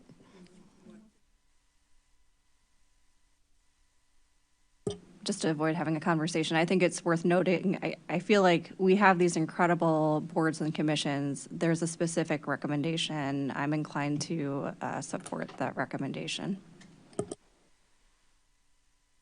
Any other discussion? I say again that the SAC did consider a ban. It's obviously each person and this council can come up with our own ideas. I do think it would have been great to have had these conversations also sometime in the past year or two that we've had it brought up, or since February of 2023 of the SAC recommendation. So yeah, just increasingly frustrated at the speed of bureaucracy. It's what happens. But I was just really hoping that this was something we could do, and it has been years and an increasingly frustrating process.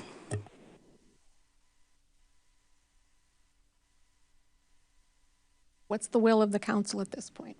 Pursue the reduction of the use of plastic bags in Urbana, or follow the resolution of SAC? All those in straw poll, thumbs up on number 1. I just want to say, this is a blueprint for our goals.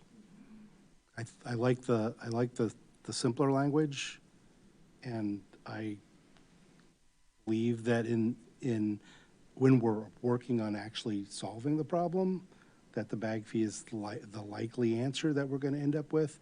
But this is what's our goal here? We want to reduce the amount of plastic that's being used in this way. That's the overarching goal. We can follow this, we can have that as our goal and still follow the SAC when we actually implement how we do that. This is not the implementation process. This is the council goals part of the process. Okay, thumbs up on the simpler language, or do you want to keep what's here? Thumbs up on the simpler, 1, 2. I have to say that it's not just simpler language. It's a different idea, I think. But We need to come to a decision here. were our thumbs a tie, or what? 1, 2, 3. 1, 2, 3. Okay. You're keeping the language as stated here. Okay.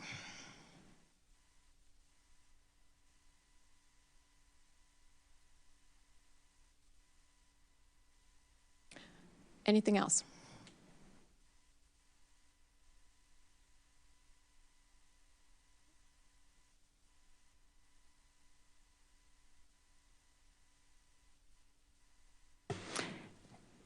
And then I don't know if there's any more specific ones, but also just wondering as council if whenever we're done with the specific items, if we are feeling ready to pass tonight, which obviously could be a vote. I know that we have held this a little bit because we were missing a council member, and just wanted to acknowledge that we are still missing someone tonight. So just if anyone wanted to have any thoughts on if we are ready to go with them tonight and be done with it, or if we did want to take an option to send it back to Cal. I don't think you can keep it in council, can you? You could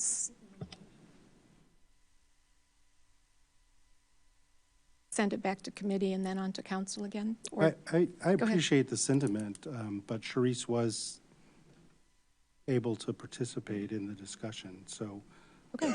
I don't know, she didn't reach out to me and say she had things she wanted to. Did she reach out to anyone else and said with concerns? Did anybody get an email from her about things she wanted to change? I understand the sentiment, but I think she's been an active participant in this. Okay, then we have before us resolution number 2024-02-013R, which is the resolution adopting the Mayor Council strategic goals for 2024-2025. Will the clerk please call the roll? Ms. Wu? Yes. Mr. Evans? Yes. Ms. Colasetti? Yes. Ms. Bishop? Yes. Ms. Wilken? Yes. Mr. Quisenberry? Yes. That motion passes.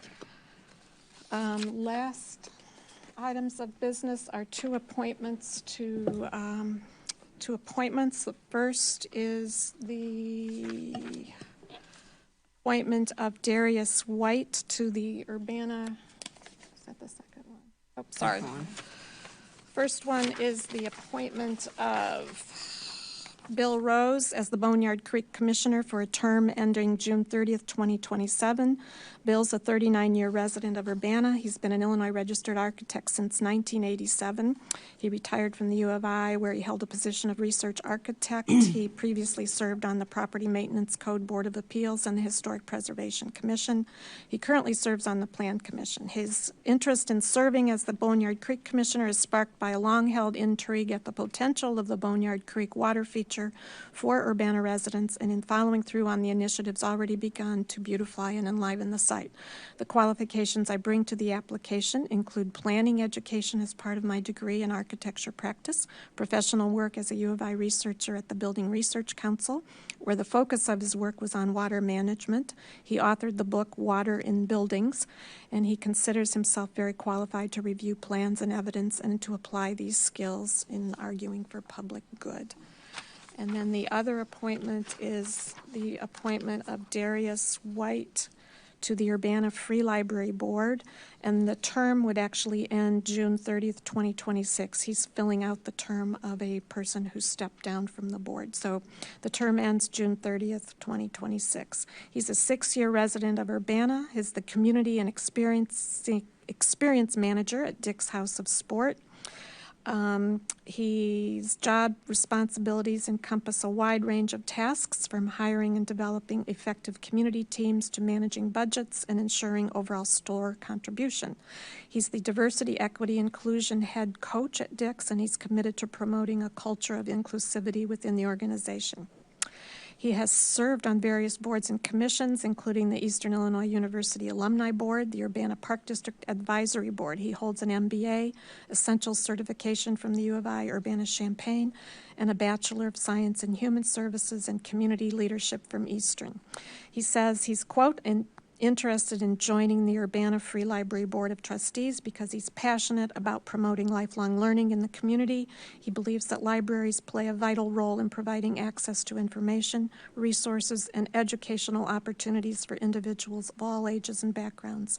By serving on the board, I hope to contribute my skills and knowledge to help shape the future direction of the library and to ensure that it continues to be a valuable asset for the community. So I would ask for approval for these two individuals. I will move approval for Darius White to the Urbana Free Library Board of Trustees for a term ending on June 30th, 2026. That's correct? Yes. And approval for William Bill Rose as the Boneyard Creek Commissioner for a term ending on June 30th, 2027. Is there a second? A second. Second. Moved by Mary Alice, seconded by Chandra. Any discussion? All those, can we do a voice vote? Oh, all those, will the clerk please call the roll? Ms. Wu? Yes. Mr. Evans? Yes. Ms. Colasetti? Yes. Ms. Bishop? Yes. Ms. Wilken? Yes. Mr. Quisenberry? Yes. That motion passes. And we'll now move on to reports of officers, which is the focus of this is on the BerryDunn report. I'd like to introduce and welcome Michelle Weinzettel, who's the senior manager at BerryDunn, who will introduce findings of the Public Safety Operational Review and Assessment. Actually, the journey toward this report started almost 4 years ago. The report reflects the first phase of the multi-phase assessment, which focuses on staffing models for Urbana police and fire departments, and other phases will examine calls for service, alternative response models, and an action plan for implementation of alternative response models.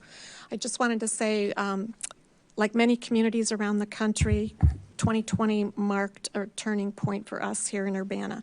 We faced a growing mental health crisis, unprecedented gun violence, increased stress of all levels related to COVID-19, and nationwide concern about citizen deaths related to police encounters. We realized there was a need to examine our own public safety response model here in Urbana. And we wanted to understand who's calling for service, why they are called, who is best equipped and trained to respond to these calls.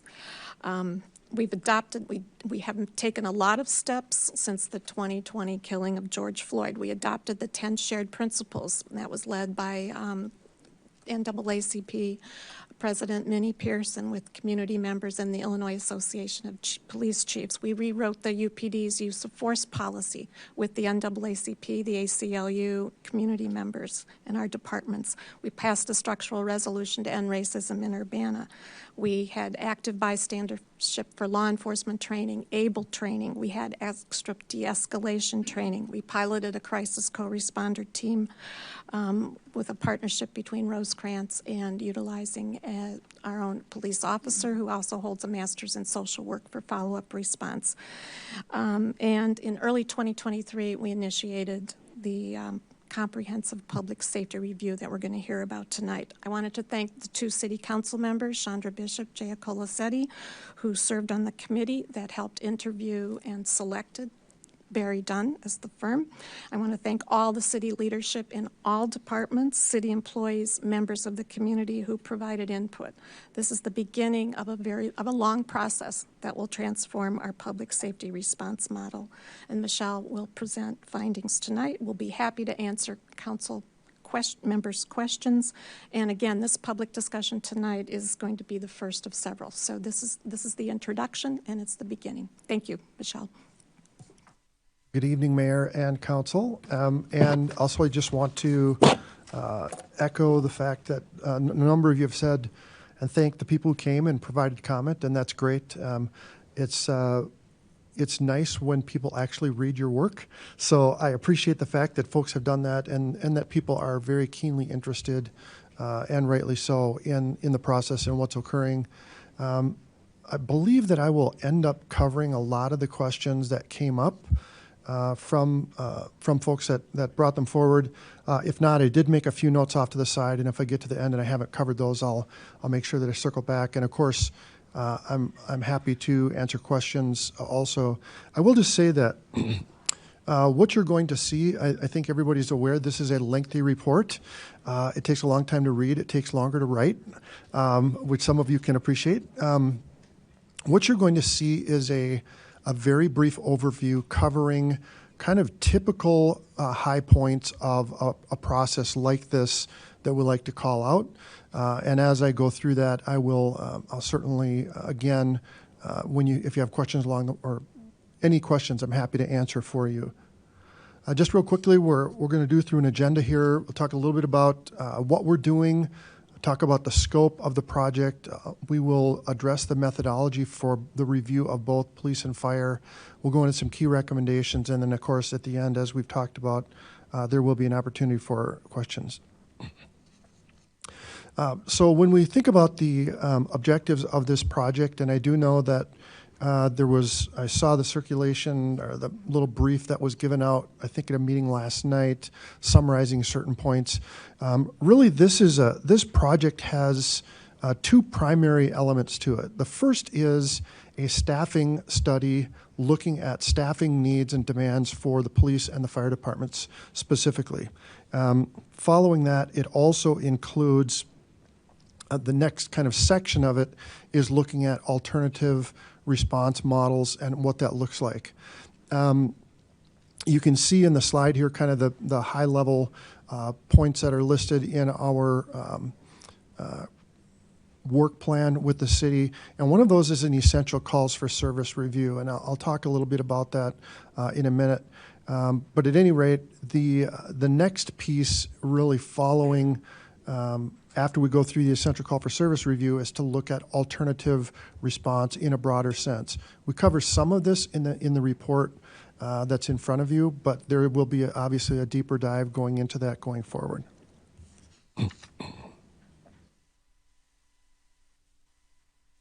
So this section concerns staffing within the police department and specifically looking primarily at response staffing, which is generally patrol and investigations. So the first thing that we do when we do a project of this nature, we're looking for good data, and we get data from a multitude of different places. We get data from the CAD, or Computer-Aided Dispatch System. I'll talk a little bit more about that. We get data from RMS, which is the Records Management System, which is kind of a sister system, but not the same data. We get data from Uniform Crime Reporting or from FBI crime statistics. We get data from multiple other sources, including surveys of staff, various worksheets and instruments that we've created to collect very specific data related to staffing in terms of how we understand what it takes to staff response in a police agency. I want to just talk a little bit about the difference between CAD and RMS. When we talk about CAD, that's the Computer-Aided Dispatch System. It comes from METCAD. METCAD is the communications center that provides all of the radio dispatching for the whole county, for Champaign County, but also for the police and the fire departments. CAD data effectively is anytime someone calls dispatch, they create a CAD record. That information includes things like the date, the time, the origin of the call, where it was, the type of the call, and it includes a number of other things like units sent, whether they're from the police department or from another police department or any ambulance or any other units that are sent to that. It has many different sections to it. So CAD data is kind of the beginning of where a lot of that data originates. RMS data, or records data, is a kind of a different set of data. It's a subset of that data typically, and there can be differences in CAD data versus records data or RMS data because not everything that starts in CAD ends up in RMS. And in some cases, in a lot of police departments, there are records that are added to RMS that never originate in CAD. So they come from different places. And the reason that's important is that even within and throughout the report, there are sometimes discrepancies in certain data, and people may look at that and go, why doesn't this data match that data? A lot of it has to do with where the source of that data is, and it also has to do with who we're looking at as we create the data. One of the things that we do that's very important is look at comparison data from other studies that we've conducted. I have personally done approximately 30 or so of these studies all over the country in departments large and small, and we have to filter the data into similar formats so that we can cross-compare with other organizations. And what that means is, for example, in your police department, we're looking at police patrol data, not necessarily patrol data, detectives, sergeants, deputy chiefs, and so on. So just understand that there will be times within the report where there may be some discrepancies about the data. And filtering is a key factor in isolating and analyzing the data. One of the things I want to point out is the workload model that we work from is what we call an obligated workload model. This is a national standard. In fact, BerryDunn didn't come up with this. It is considered the gold standard for how we understand what patrol resources are required to manage workload volumes. When we talk about this model, it's a 30-30-30-10 model. 30%, no more than 30% of officers' time should be spent from the point of call, from the time dispatch calls them until the time they finish the call. We call that obligated workload.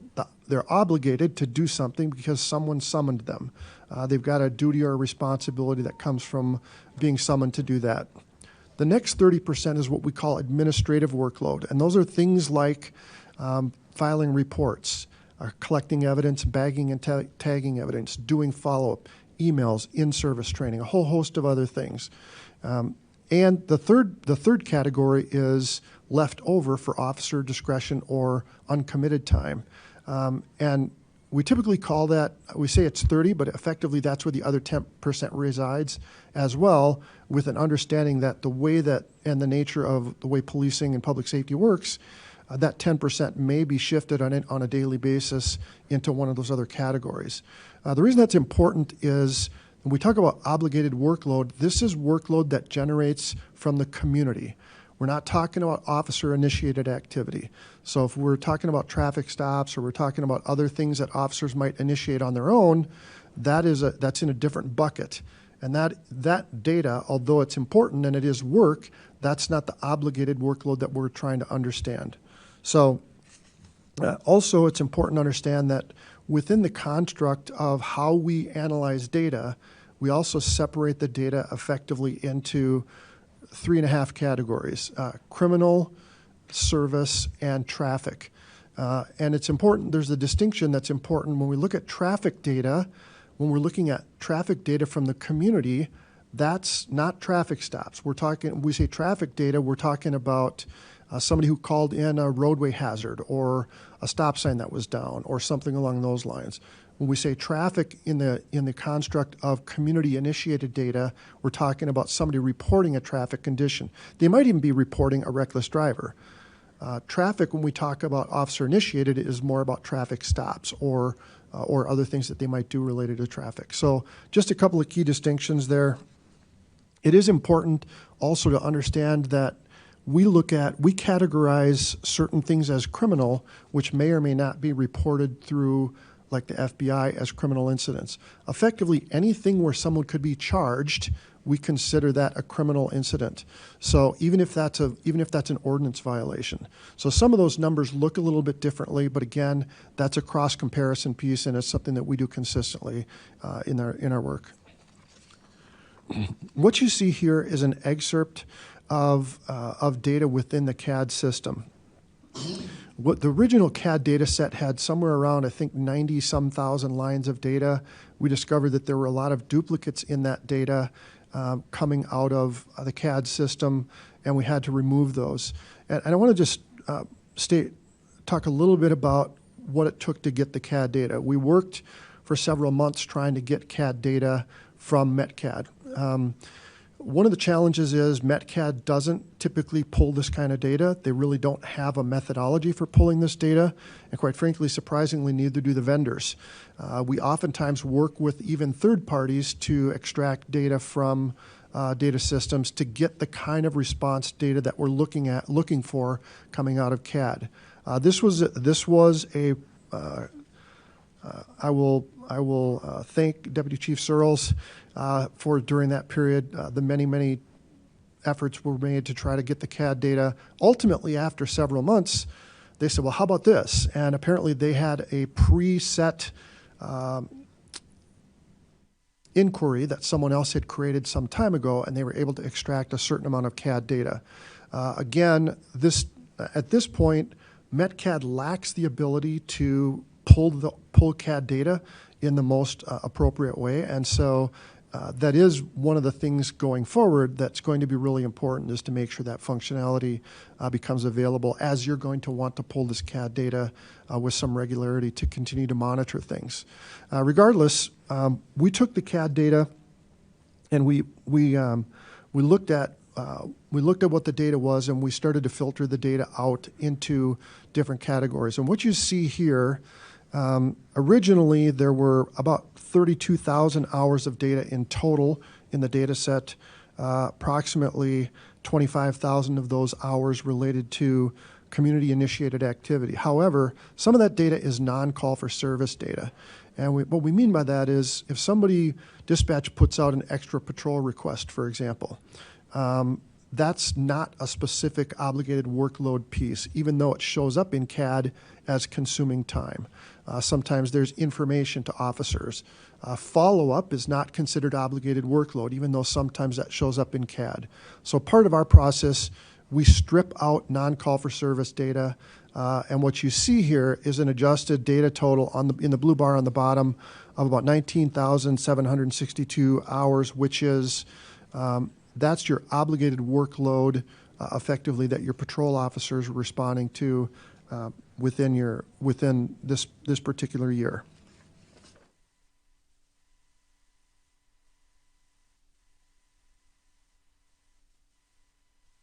And again, I just want to point out again real quickly here that you can see that there's the community initiated and then the officer initiated, and you can see the number there is only 2,700 hours, and I'll come back to that, but just want to call that out. The other thing that we do, and I kind of talked about this, is that we split things into crime, service, and traffic. Within this data, we also look at motor vehicle crashes as a separate category. In this particular table, motor vehicle crashes are included in the service data category. There's some other tables within the report where we call that out and split that data out. But again, effectively here, as we peel away the onion and we look at just patrol officers' responses to obligated workload, it's about 16,000 hours within this model. And again, this particular model shows the percentage of total calls, the percentage of service calls, and the percentage of time spent. These are not uncommon. Most organizations, most police organizations are service. They are slanted towards service delivery as the primary aspect of the work that they do.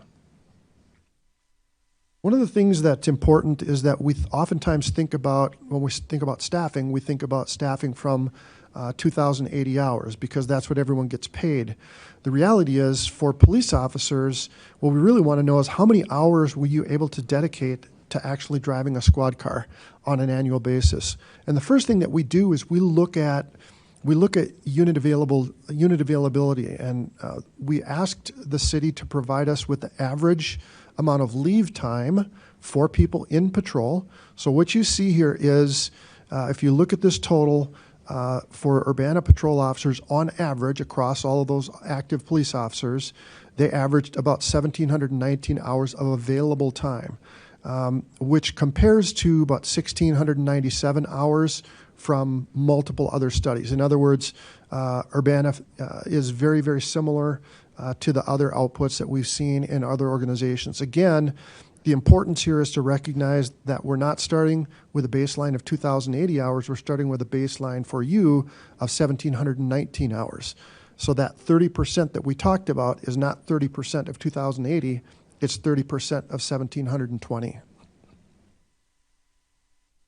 This is a table that indicates call volume by hour of the day. The blue bar, it's a bell curve you can see, and this is showing when the calls for service come in. These are annual totals. The light green bar is the officer-initiated activity. The green bar here in this table is comparatively low against other projects that we've done. And when we see a low bar in the percentage level that we see for your organization, typically that's a result of low staffing counts or being understaffed. In your case, we know that the department has been working short. That certainly can be a contributor, but also overall work volumes can contribute. And again, typically what we see is an increase in the green bar as officer volume, as call for service volume declines. And we really don't see a significant pattern of that here, most likely related to the fact that when your significant declines are occurring, it's in the wee hours of the morning when there is just simply not that many vehicles that are out and about, or other people that might be out doing suspicious activity, those kind of things. This is a quick look at your call for service volume by beat. Effectively, what you can see here is that the volume of activity across the city, the police department currently uses 5 separate patrol beats, and currently the volume across those beats is very similar, as is the officer-initiated activity. However, one of the things that is in question at this point is whether a 5-beat structure is the most efficient or effective for your community, and that is something that we're looking at as an additional piece of work with the city, examining where and when your calls are coming in to help the police department make an informed decision about its beat structure. Beat structure also relates to something we call geographic policing. Geographic policing is the idea that police officers are assigned to similar areas within their community on a consistent basis. It helps with building relationships, but it also helps with understanding what might be out of place. Geographic policing aligns with community-oriented policing and problem-oriented policing, and it's a mechanism to help organizations and help officers focus on specific areas of the community. One of the challenges for your police department is, and there's a similar challenge for the fire department, kind of in a different category, but because your maximum staffing only allows you to do one person in each beat, and because a lot of police calls for service require a backup officer, that means we're vacating one of those beats and leaving it empty many, many times. So there are better, depending upon your staffing numbers, there are more effective ways to maintain geographic policing, and that's something that we'll be paying attention to as we go forward. The other thing I wanted to mention is that your backup, we look at primary units versus backup units. The primary unit, the way that we learn who the primary unit is, typically that's a field that's completed within the CAD data set.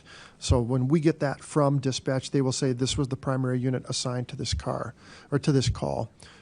We also look at whether that unit, what the unit assigned to the call, responded to a call that was in their assigned area, which is where we look at in versus out of beat response.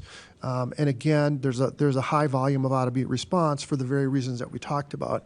If officer in zone 1 is responding to a call in zone 2, and now there's a call in zone 1, someone from zone 3 has to go to 1, and pretty soon nobody's at home. So we see that kind of cascading effect that plays out. Your backup ratio, so you have a ratio of about 54% primary response and 45% backup response. That is it's within range of other organizations that we've looked at, and certainly, quite frankly, some organizations have a lower backup range because of availability of resources. And so, if your department was fully staffed and those beats were fully staffed, you might actually see a slight increase in the number of backup responses depending upon availability.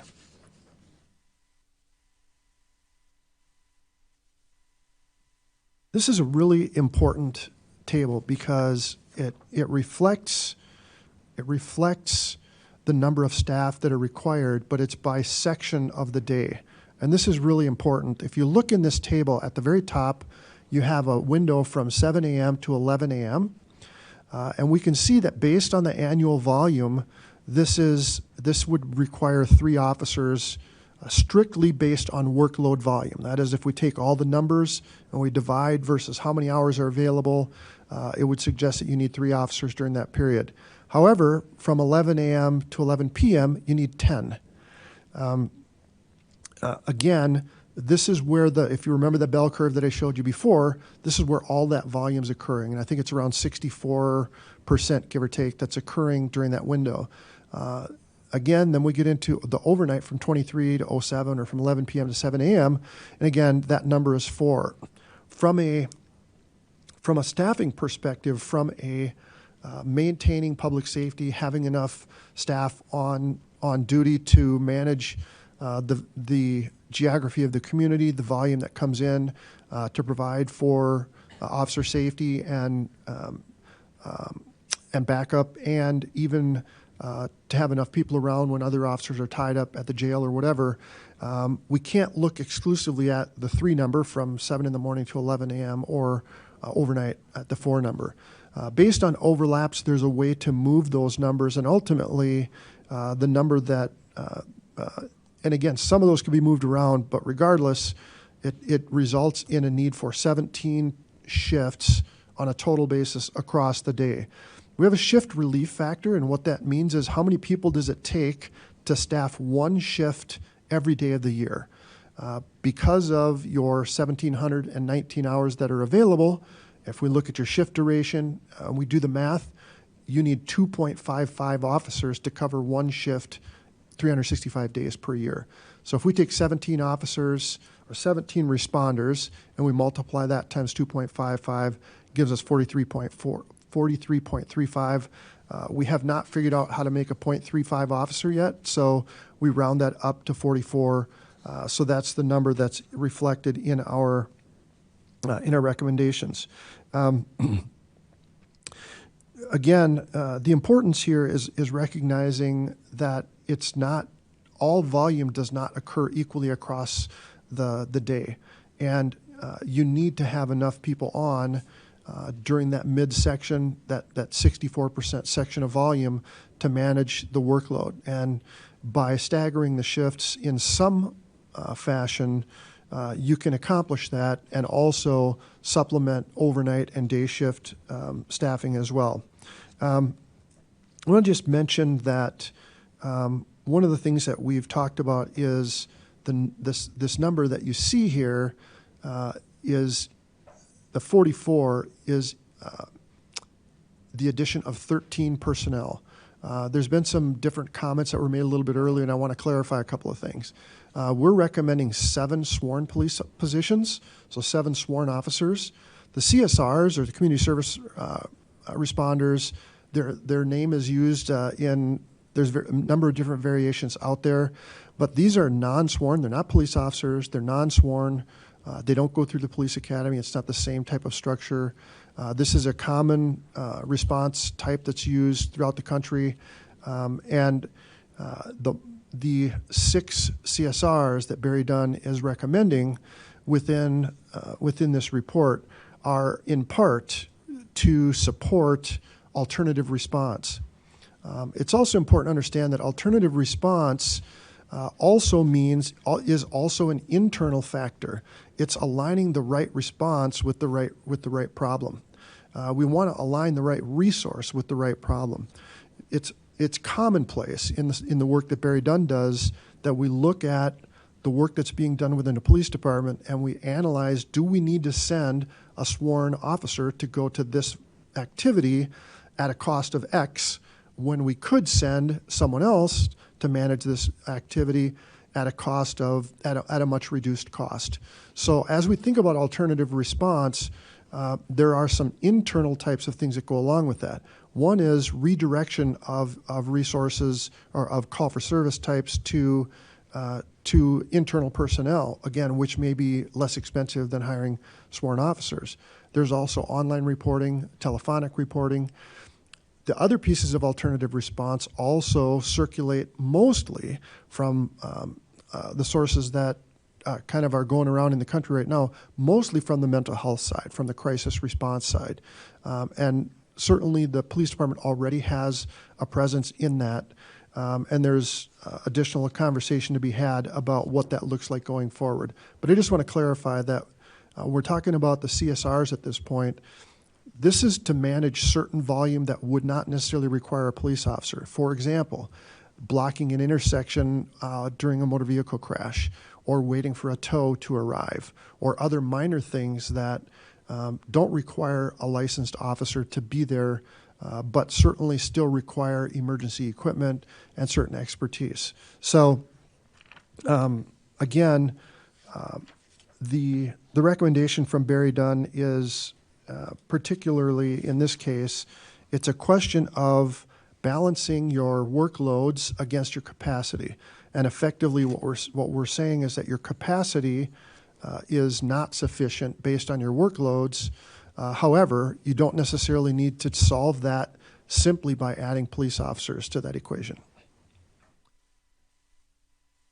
I'm going to delve just briefly into investigations, and like patrol, we use a workload-based model for investigations. It's a little different model.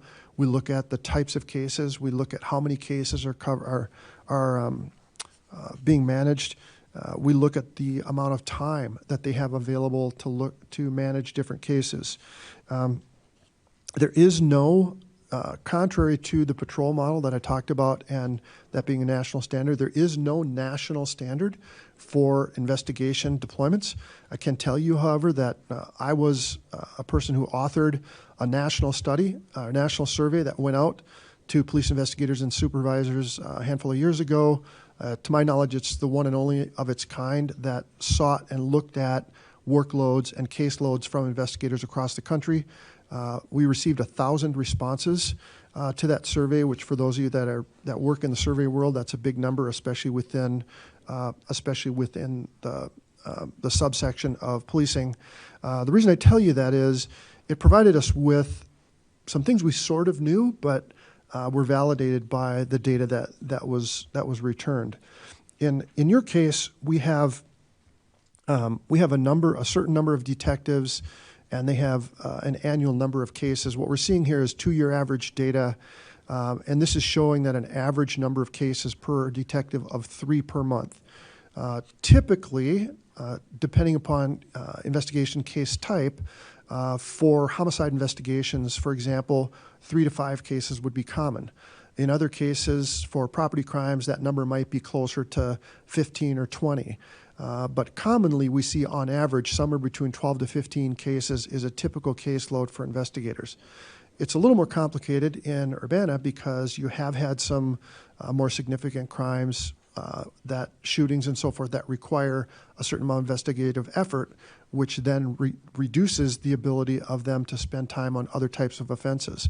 One of the observations that we made, and we do see that on-scene time for your patrol officers is slightly elevated from other organizations. One of the reasons that we think that might be occurring is because we do know that Urbana patrol officers do a lot of their own follow-up work while they're on scene. So a call that might, in a lot of organizations where officer might go out, take a call, there might even be backup involved, they would collect the preliminary information, leave the call, type a report, send it to investigations, and investigation would follow up later. For Urbana PD, a lot of that follow-up, which actually would come into a different category, is being managed in on-scene follow-up or preliminary investigation. What that means is that there's an opportunity as the organization continues to go forward and grow, there's an opportunity to look at whether some of that investigative work might be shifted to the investigations division if they had additional capacity to absorb it. So again, that's a piece. At this point, it's our assessment that there are sufficient investigators to manage the investigative workloads. Again, it is, and it would be of some value to continue to look at, from the police department side, whether there needs to be a shift in moving some of those investigative efforts over to the General Investigations Bureau, as opposed to having that occur within patrol specifically.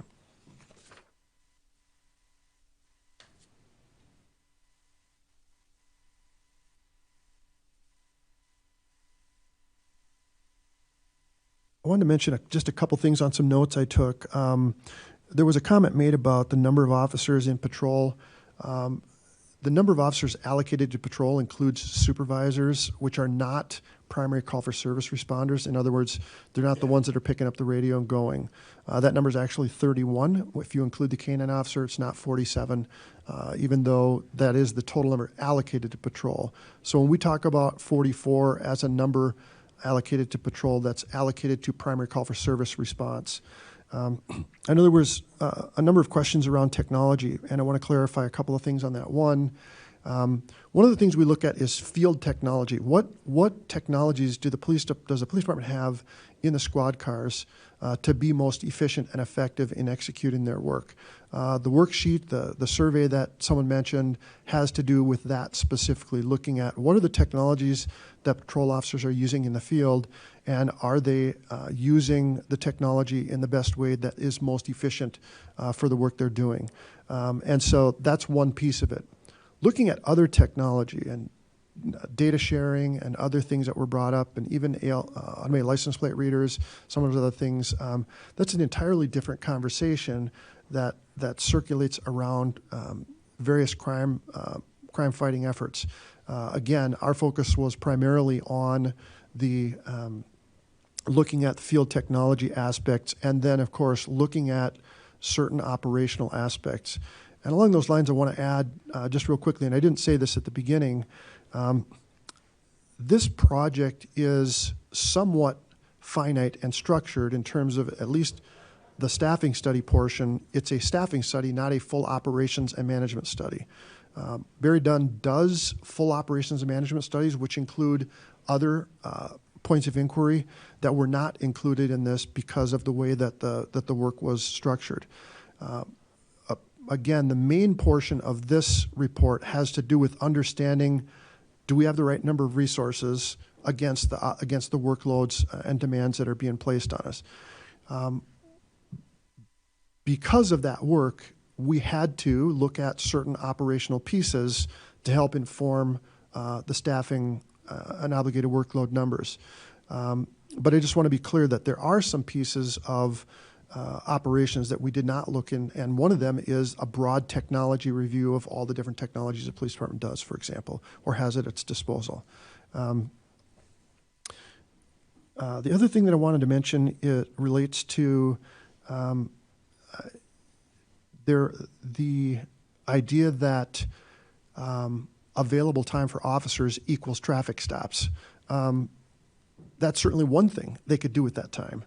But quite frankly, the point behind having available time or unobligated time for police officers is as much, if not more important, to dedicate to community-oriented policing and problem-oriented policing strategies, directed patrols, data-driven approaches to crime and traffic safety. It's more about those things than it is about executing a traffic stop. So certainly while traffic stop numbers may be low for a variety of reasons, and those certainly could increase with the inclusion of additional staff, that's really not the thrust of unobligated time, although it does oftentimes reflect as a significant portion of that work. Lastly, I want to just talk real briefly about alternative response, and I do know that someone had mentioned cahoots. You may or may not know that BerryDunn was the first organization in the 30-year existence of cahoots. We were the first and only organization to study them. About 2 years ago, we were commissioned by the city of Eugene to do an in-depth look at cahoots, and we did that in conjunction with looking at their full alternative response model across the entire city and all their departments. There are pieces and parts. The model for cahoots is a solid model in a lot of ways. There's pieces of parts that will work in certain communities and pieces and parts that do not. But certainly that's part of the conversation that will advance as we step into the next phases of alternative response and looking at what's the best solution for your community. I'm going to step over to, this is the staffing, this is the report, or the just a summary slide for staffing. Again, you see there's the 7 officers and the 6 non-sworn personnel in the, which would be the CSRs. We're digging into the fire department. Again, we used some CAD data from them to look at certain workloads. Fire departments are different. We don't look at their time on scene. We don't look at the same kind of response mechanics that we do within the police world. It's more about, for fire departments, more about standard of cover. Do we have fire apparatus in the right spaces, ready and able to respond to fire service calls and be at the ready? Certainly we look at volume and nature of calls, and we look at their availability, and we look at response times, but it's not a one-for-one kind of workload versus capacity kind of analysis. Quite frankly, on the fire department side, it's more about do we have the right number of resources in the right number of places to manage the volume and kind of stay in that within those kind of geographic places that are established by the districts and where your fire apparatus are disseminated. So similar to the police department, we looked at CAD data for the fire department, and you'll see here, this is a very interesting figure, because what you see, the blue bar is the total volume of the fire department, annual volume of the fire department, but the green bar is medical calls for service. And you can see very clearly that medical volume very much overwhelms the total amount of volume of work that the fire department does. The reality is that, and I want to be clear about a few things, there are certain medicals that the fire department does not go to. Obviously, there's private ambulance companies that are contracted through the city to respond to EMS, but also the fire department responds to those as well. However, the fire department still responds and sends a full company, full fire department unit apparatus, one of those big red trucks with people in it, to any medical they go to, they send one of those units. That results in wear and tear on those units. It's effectively over-response in many cases, and not necessary, and it oftentimes displaces those units and removes them from a service readiness that's a very crucial part of fire service. Again, not unlike the police department, the largest volume here for the fire department is coming kind of in a 12-hour window between 7 a.m. and 7 p.m. And you'll see, as we recommend in a little while, about the rescue utility unit, we've particularly looked at that as a potential isolated time window as a starting point for looking at that particular service. This is another really interesting table because it shows in a very different way all the medicals, which are the blue bar at the top, and everything else on the bottom.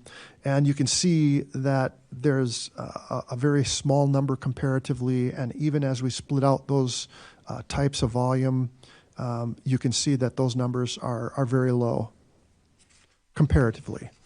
And by the way, a lot of those things on the bottom tend to take the most time for fire units. So medicals, while certainly, and to be clear, there are medicals where the fire department should be responding, right? We think about those most life-threatening, most serious medicals. However, again, even though the fire department has done some work in trying to reduce that number, there's an opportunity to increase that work and to further isolate types of medical calls for service that don't require a fire response at all. And if they do require a fire response, is there another way for us to do that more effectively? There's a couple of figures in here that that we collected from your city analytics folks, and this is one of them. I did not create this table, but as we looked at the data and we had conversations with those staff, we realized that we were looking at similar data, but they were looking at more longitudinal data, and we thought it was reasonable to add this table. In fact, you may have seen this, or this figure, you may have actually seen this one before. But what you can see here is that the medicals, which are the blue line, by far are, as we've shown, and this has been over time. This table goes from 2013 to 2023, and you can see that those other calls that we were showing before have stayed relatively constant, while medicals continue to soar in terms of overall volume. This is another table that we kind of talked about, and this is what we call out-of-area response. City staff call this overlap incident. But effectively what this is imagine that you have your 4 fire district, your 4 fire stations. If the apparatus from fire station 1 goes to fire station 2, that's an overlap incident or an out-of-area incident. Like I described with the police department, when we start sending fire unit 1 down to district 2 and so forth, pretty soon everybody's out of position. And in fact, the potential exists that you may have all of your fire apparatus in one corner of the community while you have other sections of the community that are effectively uncovered and don't have a unit available. one of the things that we learned is that METCAD implemented somewhat recently AVL, or Automated Vehicle Locator systems, that's GPS-oriented dispatching. We have a call here. We can see by GPS that fire rig X is the closest. Let's send them. And that's what they've been doing for about the last 18 months. What you see in the spike, the purple line that's showing a spike, is effectively the overlap incidents that have been occurring since AVL kind of went into play. The bottom line is that the use, first of all, again, BerryDunn only looked at 1 year of data. Your city staff have looked at multiple years of data. But the bottom line is that the indiscriminate use of AVL, that is, dispatch, if they get a call, they use AVL. A lot of organizations that use AVL on the police side or the fire side do so in a more discerning manner. We're only going to use AVL for priority 1 or priority 2 types of calls, or for calls in which there's going to be an elongated response time and we need to send someone. METCAD does not do that currently. Instead, they use AVL basically for all fire service calls. And what that means is, if I'm the District 1 unit and I'm in District 2 on a call, and I'm finishing up my call and another call comes out in District 2, guess who's going to it? It might very well be that out-of-place unit. And again, for purposes of understanding standards of cover, it's preferred in the fire service that we keep those units closer to home with some regularity.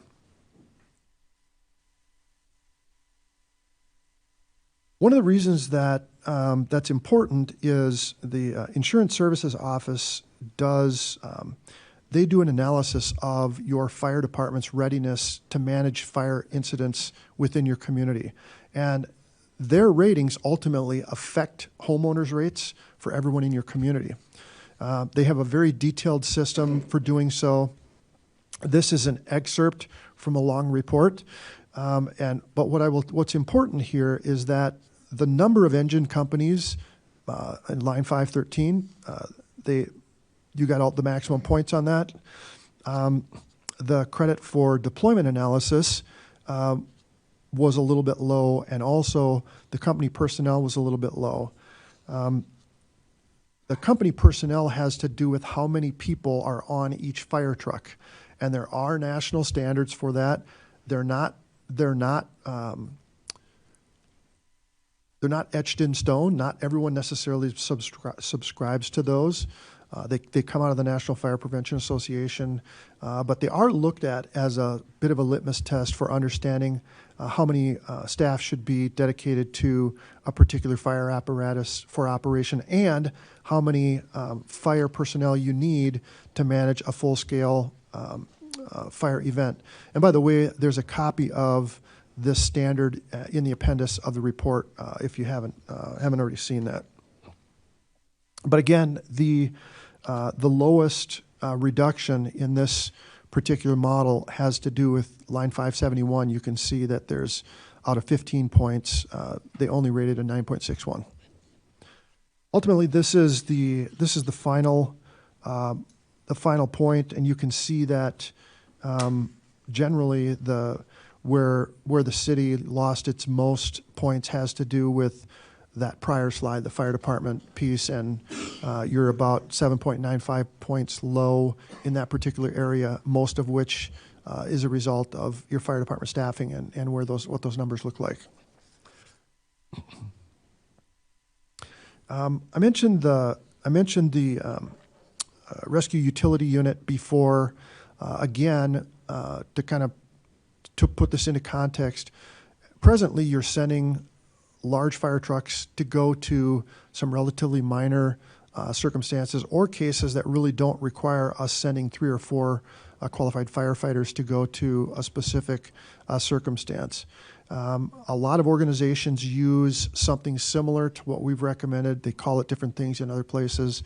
But what we're suggesting is to implement the use of a rescue utility unit, which effectively would be a single apparatus that would be routed to a lot of these calls and alleviate the need to send a full company of fire personnel to those service types that just don't require it. What you see here is similar to the police department side. You see a shift relief factor here, and effectively, if you were to implement a RUU for one shift for 12 hours every day, it would take 6 full-time personnel in order to manage that volume. I want to dig into just kind of go through some recommendations, and I did want to mention there was a couple people that called out the fact that there were no critical recommendations within the report. That's a category that we typically use for things that are illegal, or for things that the agency needs to respond to immediately before the report is issued. In other words, as we're doing our project work, we see something and we say, wow, you should not be doing that, or you absolutely need to be doing this. And in those cases, we will actually write something called an emergent issues memo that goes to the city that says, you need to act on this right now. You can't afford to wait 3 months or 6 months for the rest of this report to come out. I don't want anyone to mistake the fact that there's no critical pieces to say there's nothing important. The criticality piece, that category, again, relates to those things that are so urgent that they need to be immediately repaired. And so the absence of that is a good thing. But again, and we did not find any of those either with the police department or the fire department. What you see here are the high-level recommendations from the report. And again, there's also some that are in the medium category. Number one, and again, these all have a recommendation number here so that you can reference them. And by the way, this PowerPoint has already been sent to the city, and I'm sure they'll circulate it to you if you don't at some point. First recommendation is, again, we've talked about this, adding 7 sworn positions and 3 non-sworn community service responder positions. The second one has to do with internal affairs investigations. One of the things that's really important is if you're going to do an internal affairs investigation, you should have training in that. For anybody that's been involved in HR, you can get in a lot of trouble if you ask the wrong questions or you do the wrong things. The same kind of thing can happen in an internal affairs investigation. And we see this from time to time with organizations that try to move certain low-level investigations to supervisors or other personnel. And our recommendation is that's fine, but make sure they have internal affairs investigations training so that they don't step out of bounds somewhere. So those are the 2 kind of high-level ones for the police department. Then we get into some fire department ones. The first one is getting into some new and updated vision statements and including a strategic plan. To be clear, the fire department has within its policies a philosophy and values, and those are important things. But for example, tonight you talked about what you want to accomplish as a council. The fire department needs to do that same kind of process. Things that are in policy are kind of those unchanging, cultural pieces that we want to adhere to, but we also need to have a roadmap that is kind of in an evolving fashion. So that's what this recommendation is about. The fire department would benefit from getting into a process of developing a more strategic plan and setting goals and objectives for, near and kind of midterm. As we mentioned, the MetCAD has effectively been using AVL indiscriminately, and this is something that really the system would benefit from some additional conversation and working with MetCAD and other county fire departments to talk about how to better align when AVL should be used and the circumstances that it should be used within. Other thing is that the department would benefit from having a policy on when they can waive AVL use. That is happening in an ad hoc basis currently, but it would be very helpful for there to be specific criteria and policy around this, empowering fire supervisors to deviate from strict AVL dispatching when appropriate. I mentioned the RUU, again, kind of going through that and figuring out what the best mechanism for deploying that is. I will tell you that, and this is in the report as well, we've had some conversation with city staff. There may be some alternative thoughts around how to deploy an RUU. And so certainly those conversations should continue and be considered as that recommendation is examined further. And then lastly, looking at, again, the fire department should take a hard look at all of the EMS kind of responses, ambulance-related responses that they're going to, and ask, are these the things that we need to go to?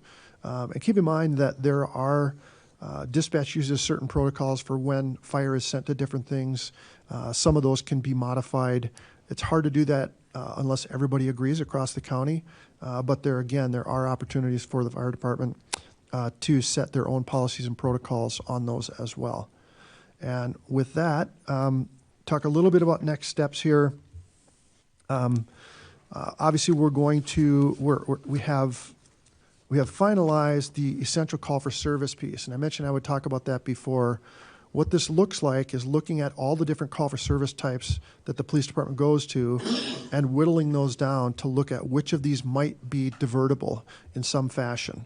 And those diversions, again, could be in the form of non-sworn response, telephonic, online reporting.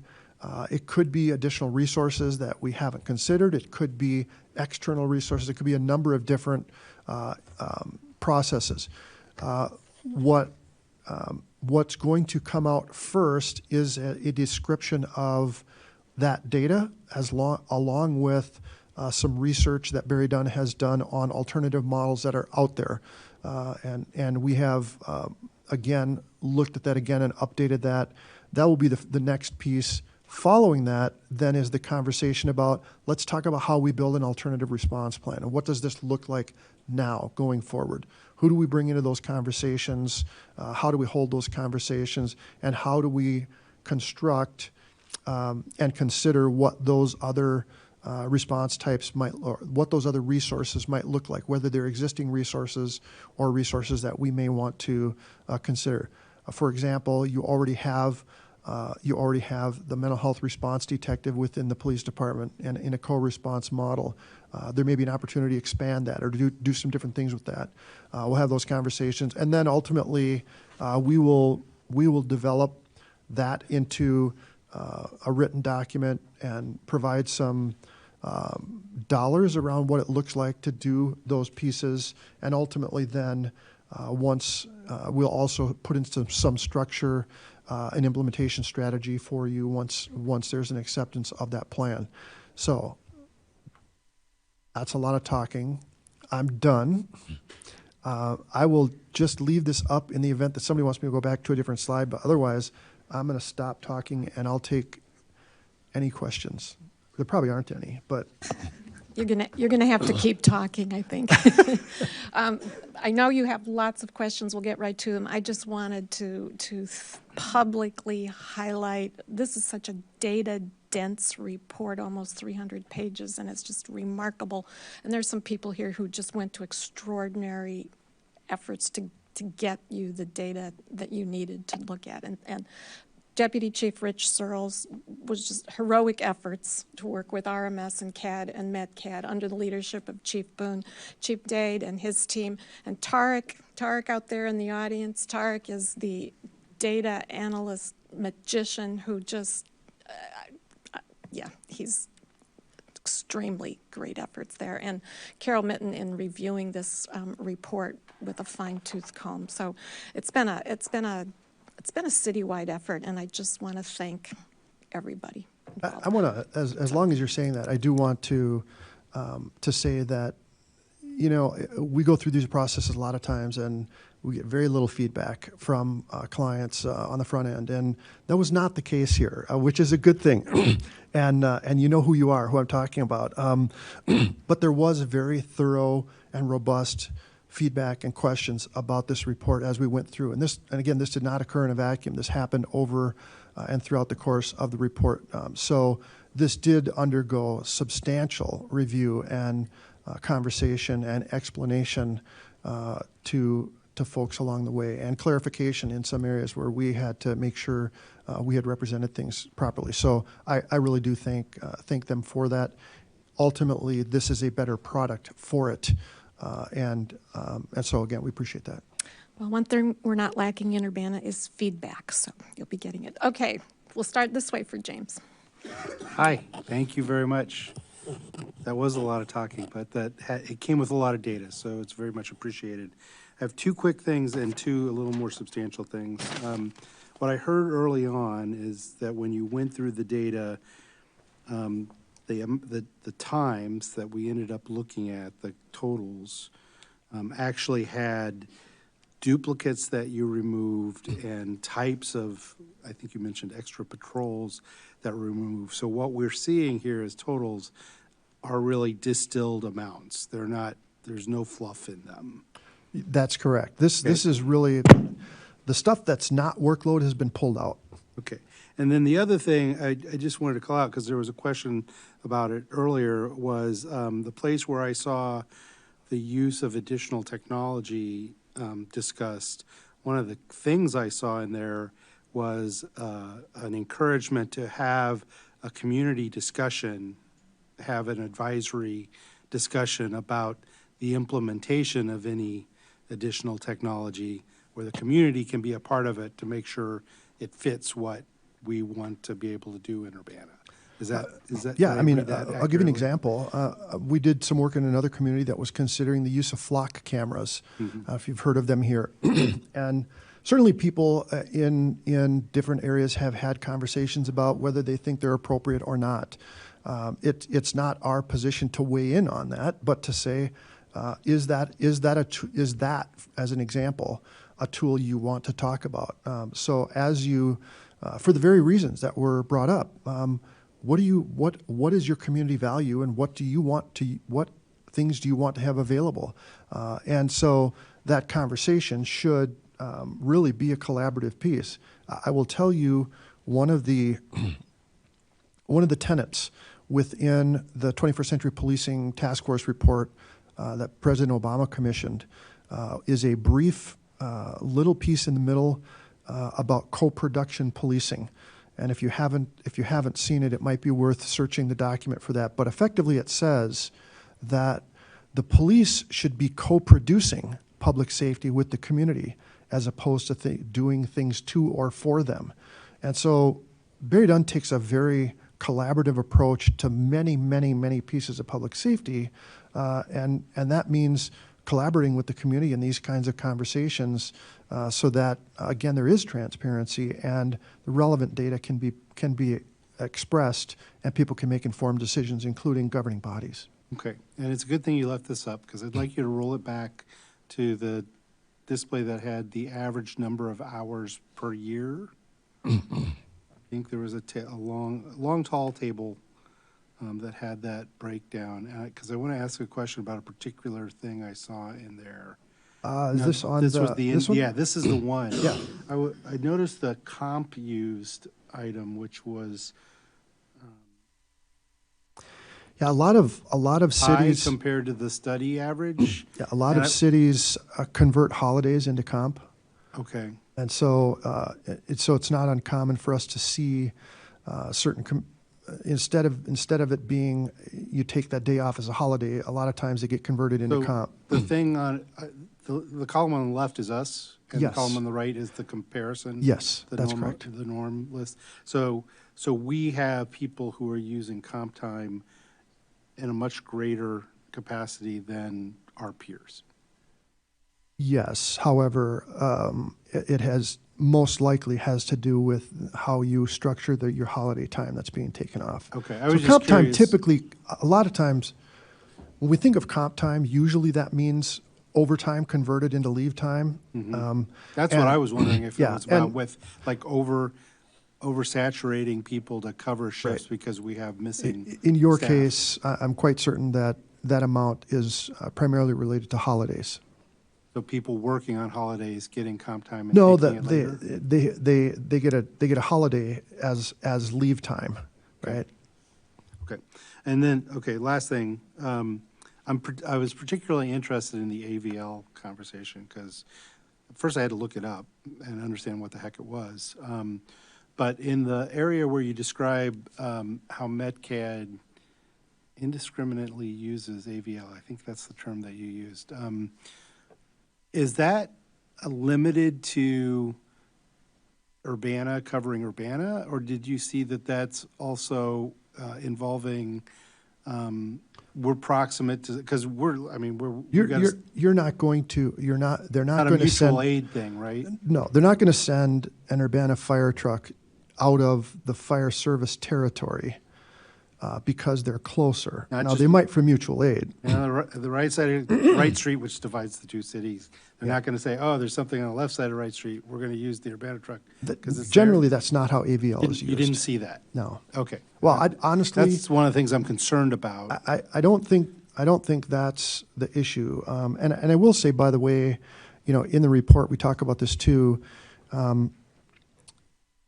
When you leave an area uncovered, like if the fire department has a major call, and they send a lot of units there, they will call for another city to come in and stage in a part of the city so that they're covering. The reason they do that is so that someone's there just in case. But that doesn't, the way that you're circulating your fire trucks right now, there's oftentimes periods where there isn't anybody in a particular area where there really probably should be a little more focus on that. So, but to your point, I don't think it's an issue of them responding out of their service territory for AVL. Okay. Once upon a time, right before AVL, we had a unit that was allocated to an area, and that's who got sent. AVL made it easier in some ways, but it's made it more complicated in other ways. Sounds like it made it too easy, and maybe. There's a deeper question. We can talk about this later, which is, different kinds of equipment in different stations, so that may play a part in it. But Absolutely. It's such a substantial number, I can't get it out of my head. Thank you. I appreciate it. I think, should we just go down the dais? Okay, Grace, go ahead. Thank you. Thanks for the presentation, Michelle. I was wondering, maybe while we're on the tables here, could you go to table 2.60? I think it should be. I have to find it. The one about this one, yeah. So I was trying to understand. So you're saying, like, for example, from 11 a.m. to 11 p.m., the calls for services require 10 officers. Is that right? From 11 a.m. till, yes. And BerryDunn recommends we have 4. The reason that we say 4 is that if you shift some of the officers from that 10, if you put some of them on the day shift, mm-hmm. and then you put some of them on the evening shift, you will have 10 over that period. Because are you talking about changing the time periods? No, what I'm saying is that because the way your shifts work, if you have 6 on during the day, during your main day shift, and you put 4 in the middle, right, you're going to have 10. You follow me? Yes, but not from 11 a.m. to 11 p.m. when you need 10. Yeah, you will. Yeah, because you have 6 in the morning. They start at 7 o'clock. I confused you. Let me say this a different way. If you were to think about the numbers in the orange as being 12-hour shifts, the first set, there's 6 people that are going to work 7 a.m. to 7 p.m. Yeah, so you're changing the time up at the top. Is changing yes, on your suggestion. Yes, okay, yes. Thank you. Yep, because otherwise that doesn't make sense. Okay, Thank you. Other question was, I think a big picture one from a lot of the community is, how can BerryDunn recommend more staffing at this point in phase 1 before looking at alternative models that might reduce some of that calls for service that are needing police requirement? That's a good question. The first thing I would say is the volume that you have right now is much greater than your ability to respond to it, irrespective of the fact that you've been short personnel. So you have a need to fill that gap, number one. The second thing is that again, as is typical in the work that we do, we oftentimes try to shift work to lower cost resources when it doesn't require sworn officers to go there. The alternative response piece encompasses part of those CSRs because they're going to be able to respond to a lot of volume that otherwise currently police officers go to. So it's already kind of a preemptive front loading of alternative response personnel within your system. The other thing is that as you look at bringing in other resources, those other resources are generally not going to reduce obligated workload. They're going to come in at an additional expense to you, but they typically don't reduce the workloads. Oftentimes, though, they're co-response models or other models that are, and again, I know that some folks have thrown around, things like Cahoots and other programs. Some of the data that has been attributed to Cahoots as being accurate, there are some challenges with some of that data and some of the things that they've espoused in terms of the percentage of volume. I can tell you that Eugene Police Department has an abundance of volume that Cahoots doesn't respond to. So the short answer to your question is there are other pieces to the alternative response piece that are going to come in these next couple of sections. There's a need currently, and we would argue a pressing need to add additional staff to balance current workloads, and it's going to take you a long time to get there. And even if you approved things now, it's going to take a long time to get there. So there's a part of the recommendation involves managing known obligated workload that we have to send cops to, and part of the recommendation involves a shift in those types of service response that you could send alternative resources to. Thank you. Yeah, so I think very premature until we explore the alternatives. I was wondering also who set the goal of 30 to 40% unobligated time? Well, where does that goal come from? That's a national standard. It's been used by the International Association of Chiefs of Police for a couple of decades. The Police Executive Research Forum, or PERF, you may have heard of them. They do something similar. It's a little different. They use a 60-40 model. Effectively, they group the first two 30% that we do. We intentionally don't do that because it's very, very difficult to calculate the second bucket. But yeah. Thank you. And then my last one was, I didn't see specifically, I don't know if you could highlight any community input so far, if that's in the report or influenced in here in this phase yet. Well, certainly we did have meetings with the community. We talked about alternative response, and what I would suggest is there's sections within the report that talk about community feedback, and certainly there's more to do with that, particularly around alternative response. And again, as I said, those are additional phases yet to come. Thank you. So you talked about this 5-beat structure and geographic policing.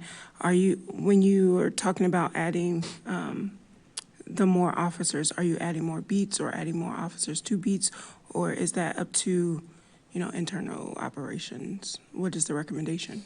Yeah, so we have not completed the beat analysis piece yet, but again, if you think about it like this, if you have 5 beats and you only have 5 officers to staff them per shift, you could see that very quickly we're going to be pulling people from different beats pretty regularly. So even in the structure that you have here, that's up in this slide, there's and again, these are conversations we still need to look at and look at the data. We will do there's some additional pieces we're going to do relative to beat analysis, but one solution would be to reduce the number of beats, but to increase the number of people that are assigned to the beats so that people don't have to leave their designated area as frequently. So there's different ways to do that. You can use roving units, so you may have 1 or 2 officers assigned to a beat and then have 1 or 2, kind of like the RUU that we're proposing for the fire department. You may have 1 or 2 officers that are not designated to the beats, or you might have a north officer and a south officer. So there's a number of different configurations, and certainly we haven't formed all of that, and ultimately that'll be an operations decision for the chief and his staff. Thank you. And then my other question was, with the CSRs, you're recommending adding 6. Now, would they also be in the 3 shifts as well, or do you see them operating more in the daytime? or in that 11 to 11 time? Yeah, that's a great question. And really, the vision here is you need the help in the middle of the day during that 12-hour window. And quite frankly, that's when the types of calls that are going to be most appropriate for that kind of non-sworn response are most prevalent.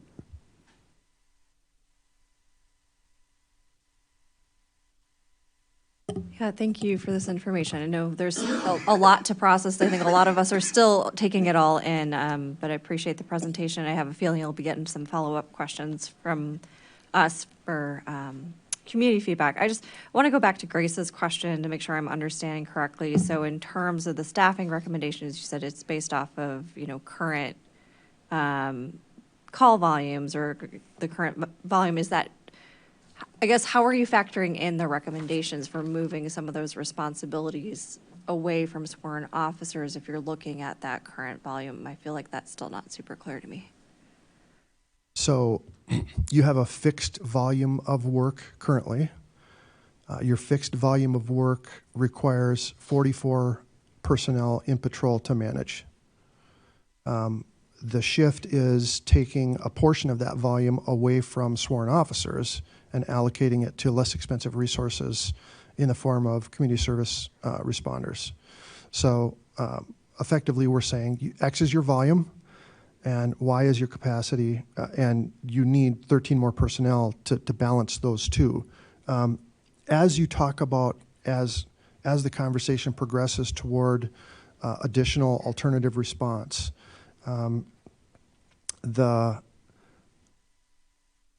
it's unlikely that you're going to significantly reduce obligated workload even through the additional things that come out of those types of additional resources, which is why our position is it's not premature to advance your budget based on the recommendations. Thank you. That's clear. Trying to think of how best to frame my next question, because some of this too, I think, as we're looking at these pieces and we're coming up on budget season, right, is, this is helpful, but it's also part of a larger puzzle, right? Of, there are only so many resources, and this isn't exactly a question, but I guess it's just something that I think, we've got, so many of our officers here today. I think it would be nice for them to be able to say, okay, this is what the plan is, community members, same thing. But I said this when a request for increased staffing came up before. I think it's also important for us to recognize that this is part of a larger discussion, right? That the staffing recommendations are part of this project, which, the mayor provided some context of where this was coming from.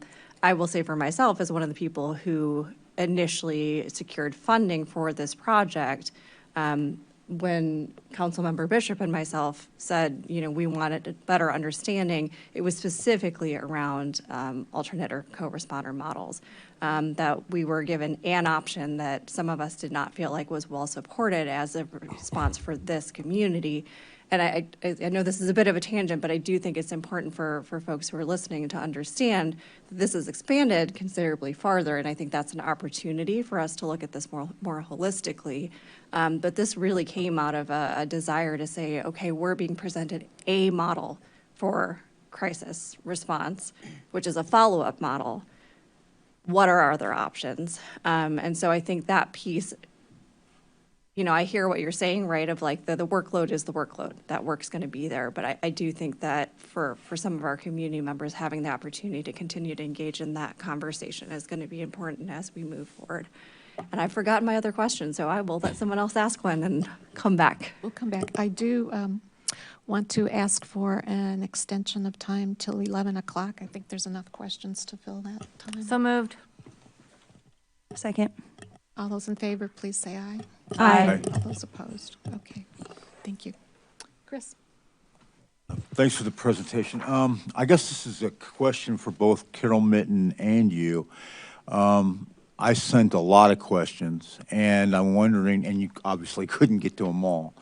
So I'm wondering is there going to be a point where you're going to be able to answer later other questions? Yes.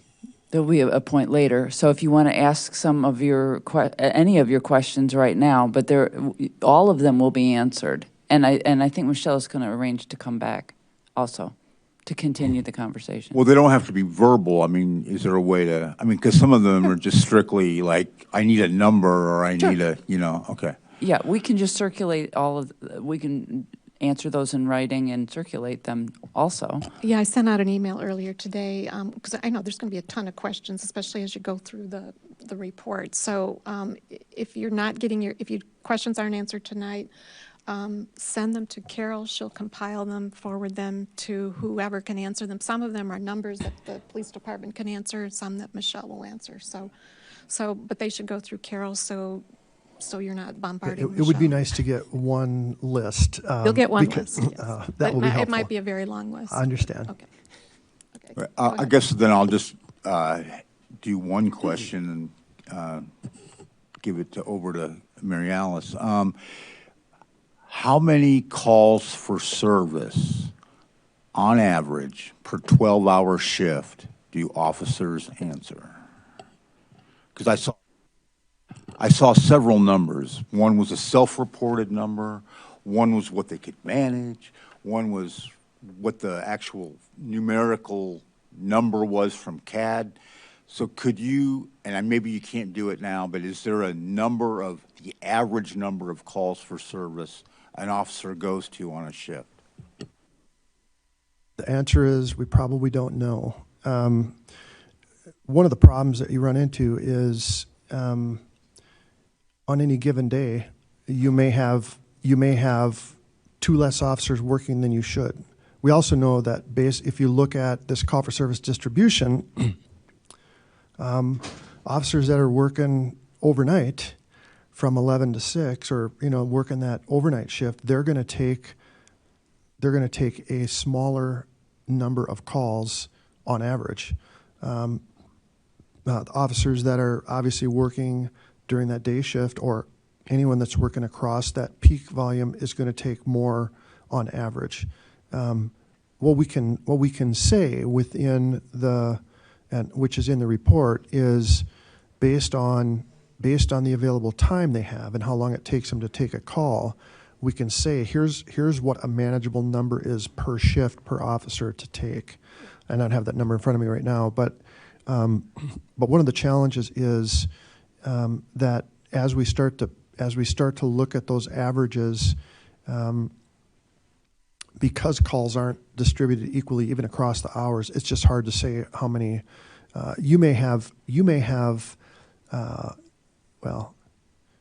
It would be possible to calculate the average, but I'm not sure that it would necessarily be accurate in terms of what officers are experiencing, if that makes any sense. It's my turn. One point that you haven't brought up, which I thought was really interesting, was a conversation about mutual aid. So we operate in an area that has multiple police departments, sheriff departments here and so forth. And if I remember correctly, we actually help out our neighbors the equivalent of 2 FTE versus 1 that they give us. Is that right? Yeah, I'd have to go back and look at the numbers. It seems to me it was somewhere around 1,100 hours that y'all are doing to like 600 coming back or something like that. Right. Yeah. And so effectively, and I will say this, that we had a number of conversations about the CAD data. I'm comfortable with the CAD data, but the whole mutual aid piece is complicated just because of the way that units are recorded in CAD, and all that's to say that based on, and we ran this a couple of different times to try to be sure of that number, but it does appear that you do provide more mutual aid than what you receive. And I don't want to belabor the point, but I think that the recommendations here in terms of staffing, some of the things that are getting mixed up is the alternative response. And so right now we have kind of 2, I'm going to call them alternative response for lack of a better phrase right now. One is the CSRs is what we're calling them, right?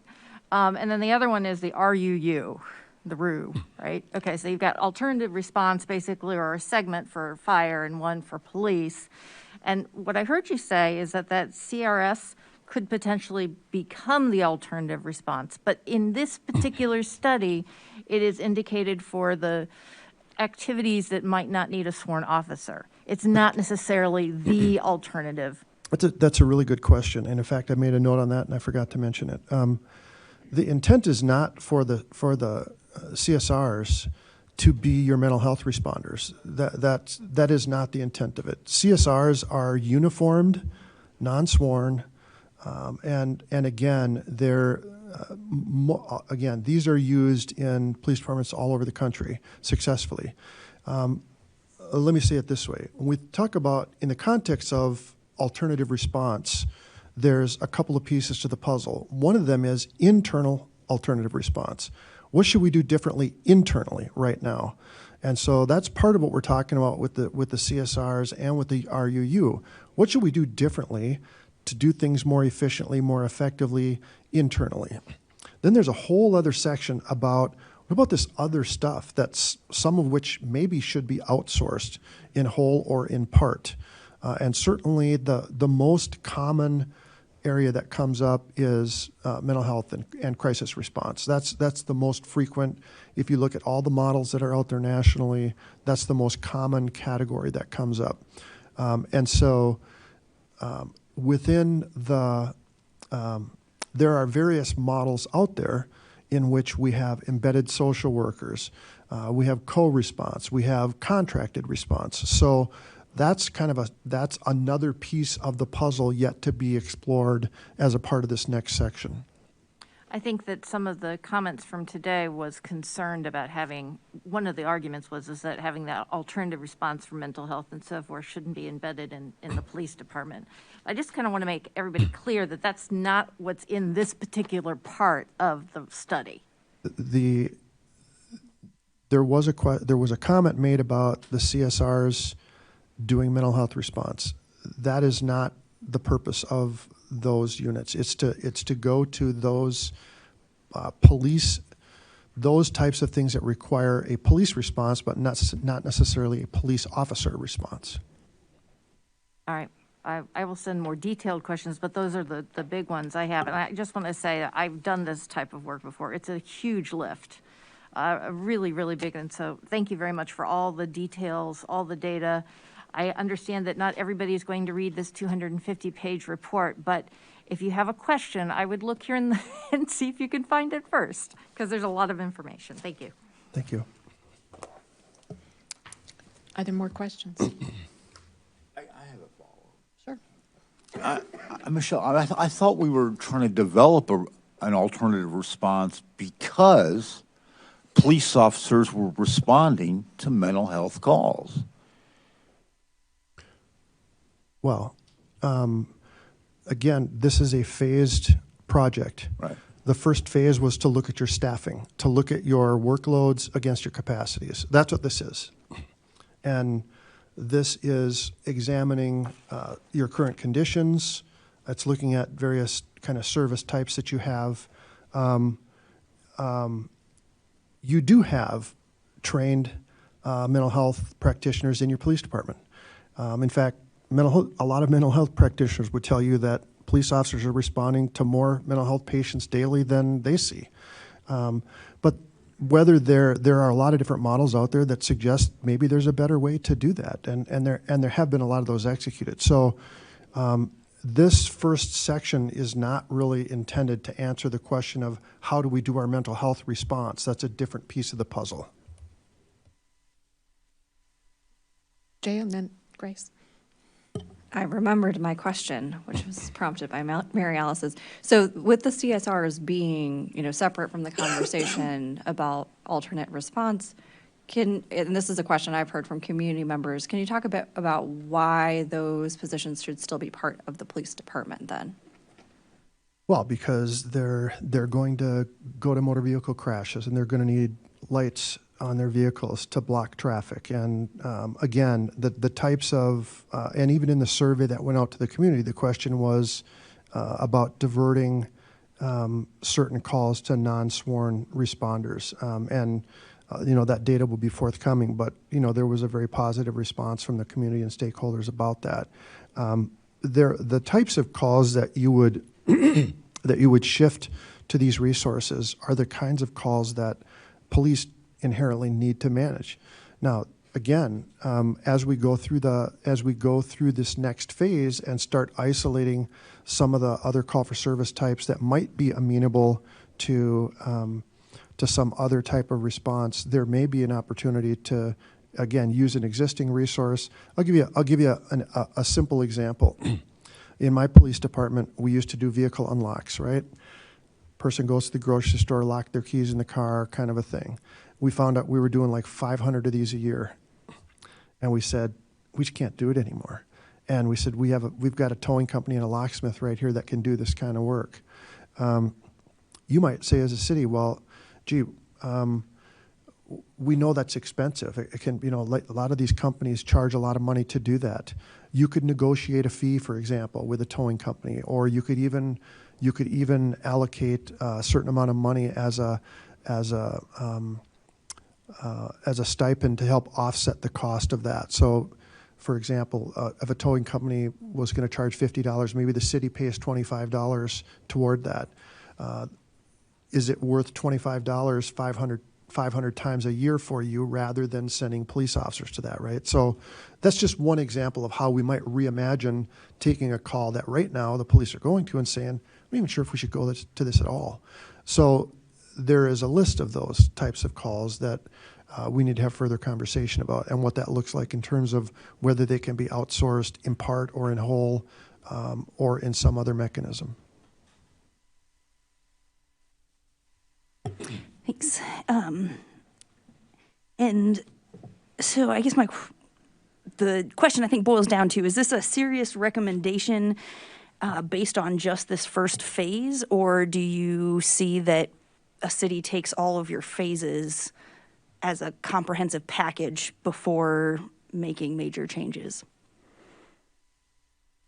And I guess a little context there is, as we were talking about with the staff and the mental health, and I hear you say that you think it's unlikely to significantly reduce the workload, but we don't know yet until we've done it. Hypothetically, if most of our mental health and domestic violence calls could be diverted through an alternative model, I'd say that would be pretty significant. And I know you're looking at each phase at a time, but if you were seriously suggesting that we increase staff after just this first phase, that shoots us in the foot for later things. If we increase city spending by $2 million per year or more for the suggested increase in officers, that leaves no money left for an alternative model. So I think this is where we're hearing some of these questions about how does it make sense to do just this phase first? And I guess my question to you is that how you see it as sequential stages, or your recommendation now needs to be taken in context with the other phases in the full report once it's finished? Well, as I've said, the recommendation is to balance your current obligated workloads. There's a lot of conversation around the other pieces that you're bringing up, those responses to some of those categories, even the ones that you mentioned. And there's significant disagreement about whether those should be done outside of the police department, particularly in the cases of DV, for example. And I can tell you that in other models, even when there are mental health support units in other places, oftentimes the police department is the primary or first responder or gets called in to support those units. Our experience has not been that it's a significant reduction in overall workload volume. Certainly, some of that could occur. And I don't know if it was Councilmember Colasetti that was talking about this, but or who it was, but also we're talking about, and you've highlighted this is a big fiscal note. And most of the time when we make recommendations of this kind, communities don't try to eat the whole apple in one sitting. So the recommendations that we provided to you are, we think they're sound, we think they're appropriate. Does that mean that you're going to be able to add all of those people in the next 6 months, 12 months? Probably not. So is it possible that some of those numbers could adjust as you go forward and as additional alternative response conversations occur? Certainly.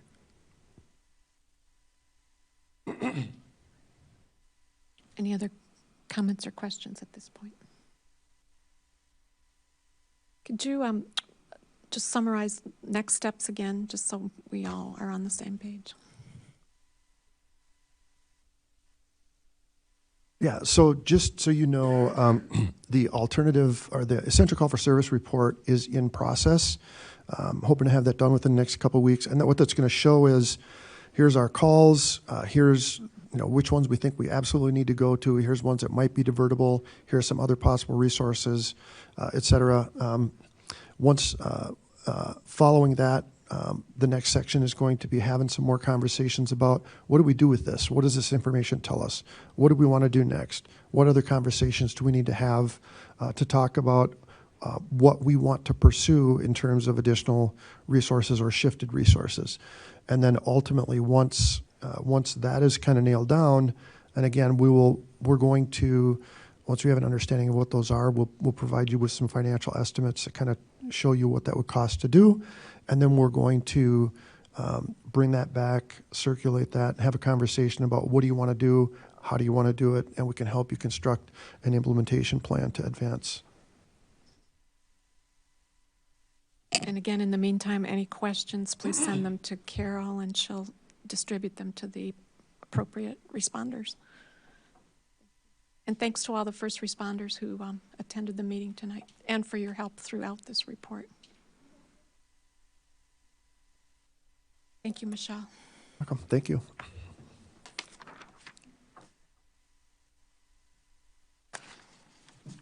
Okay, last item on the agenda is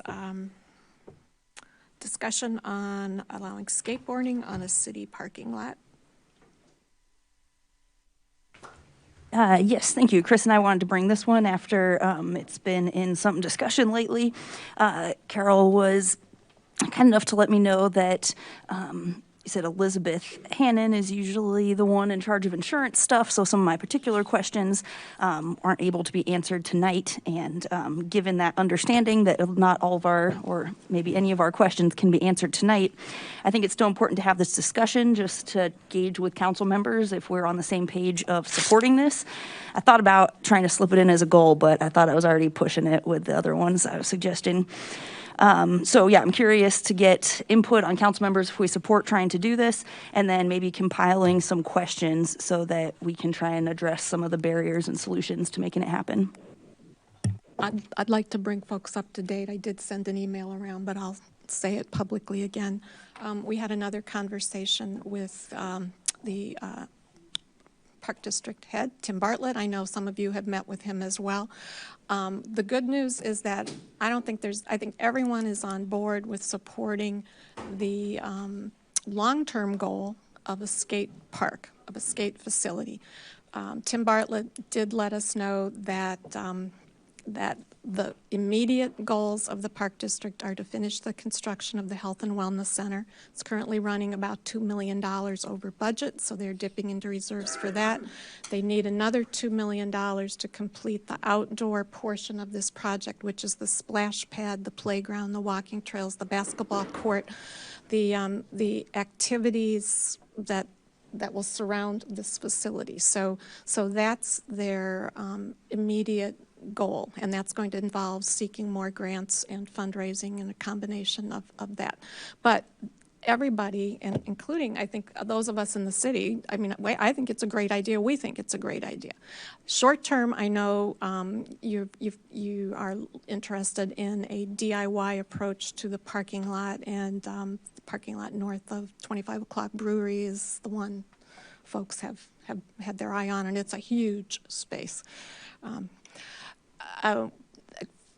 The suggestion, and I think it's a good place to start, it's not the end result, but it's a place to start, is to work with the Park District to sponsor some pop-up events at that parking lot.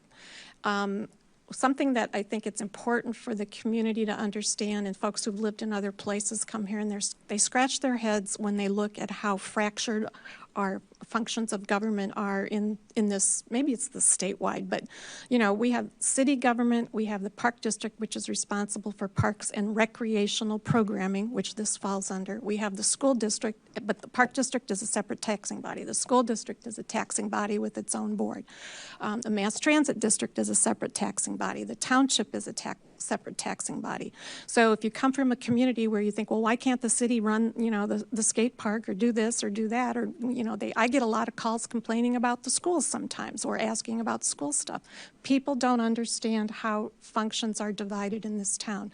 So while we can provide space for these pop-up skating events this summer with city parking lots, we can provide actually some funding that will be needed because, you know, there's some things that are going to cost some money there in terms of personnel and perhaps barriers and porta potties and stuff like that.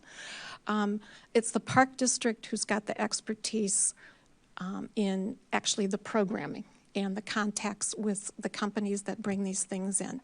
And that's how we can activate that space, and the goal would be to get that space activated summer and through the fall. Depends on what it will cost each time and how to do it. But it's a beginning. It's not everything that you're asking for, but I think it's a very good way to start and get something going there sooner rather than later, especially if we can collaborate with the park district. We have a long history of the city and the park district working together. We built paths in Crystal Lake Park. We helped them with the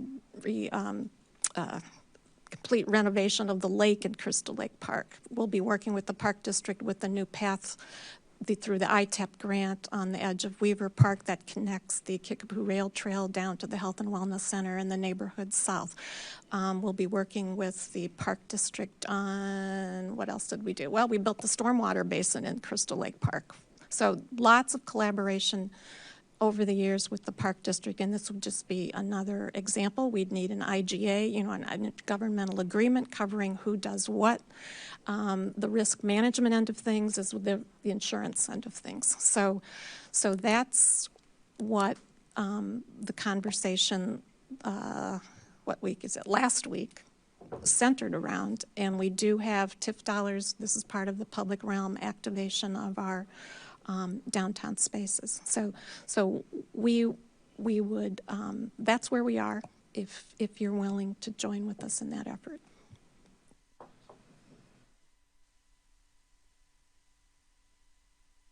Yeah. Yeah, and I think there's just a little more I'd like to add because this has been a conversation for some months and city staff have been very responsive to questions because I think, you know, initially it was like, oh my God, how are we going to build this whole thing? And then having conversations with folks, it was like, oh no, they just need a space. So it doesn't seem that complicated. But I think one thing that I found and why it's taking so long is even just a space actually is kind of complicated. And I think that's something that's not we're not going to do it. That's why it's taking so long. Because, you know, the question about the insurance is actually important because the city doesn't hold that kind of insurance. We don't do parks and recreational activities in general. And so even if we're like, yeah, cool, go have fun, like have the parking lot, which I think is what we'd like to be able to say. I'd like to be able to say that at least. Then if someone gets hurt, even if it's skate at your own risk, the city is still liable, right? And so that's where it's like, okay, so how do we try to figure out, how do we bring these different pieces together? And I'm just saying this is my understanding. We'll have the experts weigh in and make sure all the technical things are in place. But I do think it's really confusing when it's like, we just need room, we just need a space. Why is this so hard? It's because we're coming up against all of these other pieces and trying to figure out, okay, well, here's the new challenge that's come up. So how do we try to get around that? How do we figure out, how do we address that? So that's some of my understanding in having conversations with city staff and the mayor. Because again, like for me, I'm like, oh man, we can't build something. We don't have those resources. And it's like, it's something simpler than that, right? It's an awesome idea of how do we bring community together. And I think the goal at this point is to figure out, okay, with the restrictions the city has, what can we do to try to meet this need, right? It is a need in our community for people to have spaces to come and be in community and engage with each other. So I know we'll get more information. I encourage people to continue to ask questions. I think there is some movement, but as Grace was reflecting on about other things earlier. Unfortunately, things move really slowly.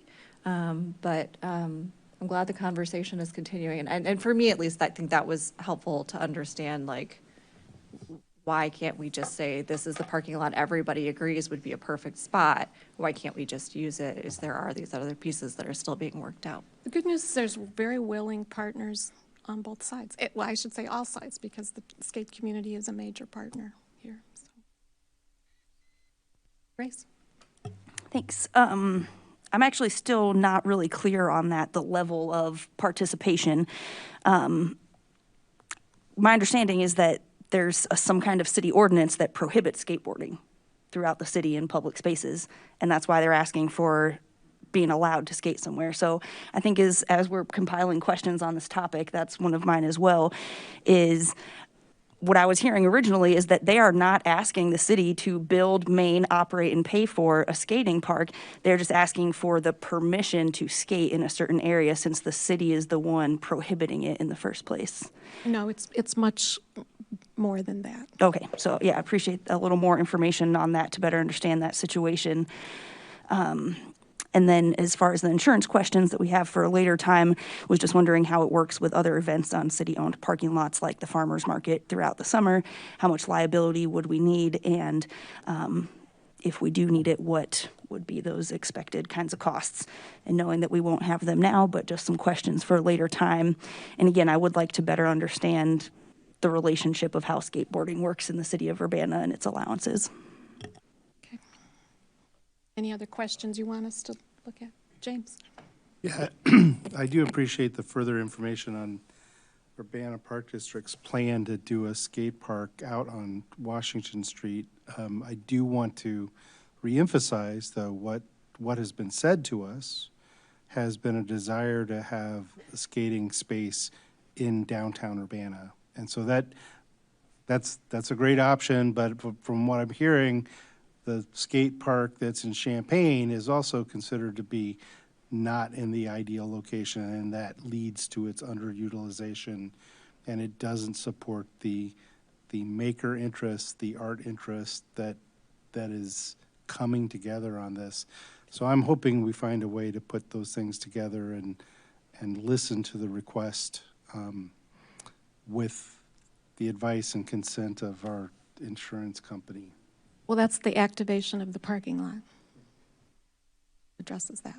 So, long-term and short-term approaches. Chris? How long is a pop-up?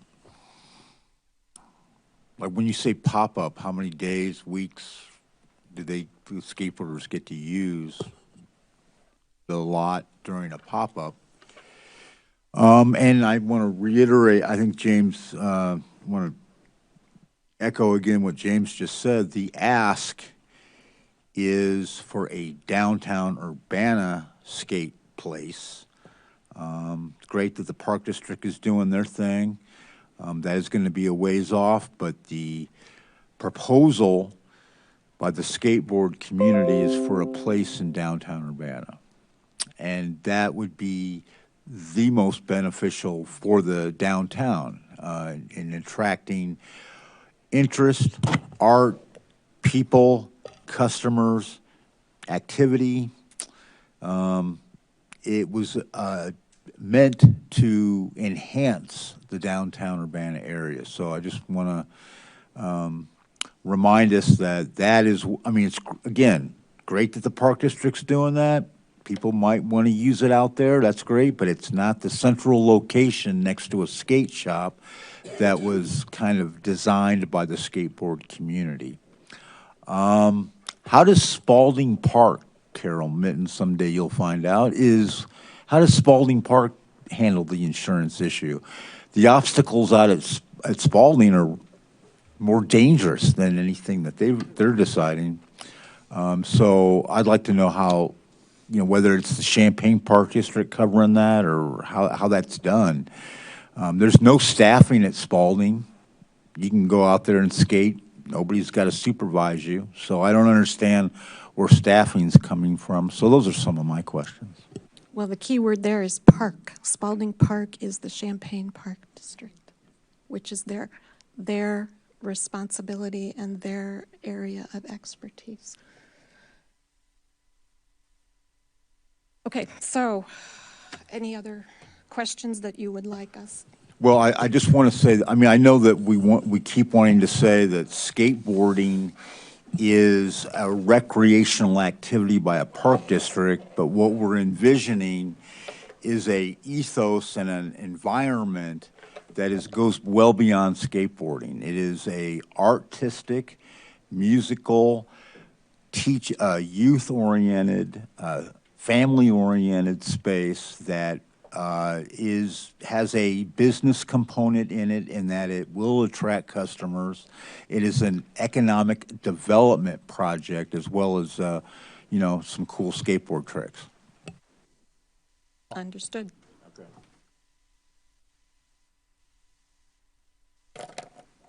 Okay. With no further business before the council, we are adjourned. Thank you.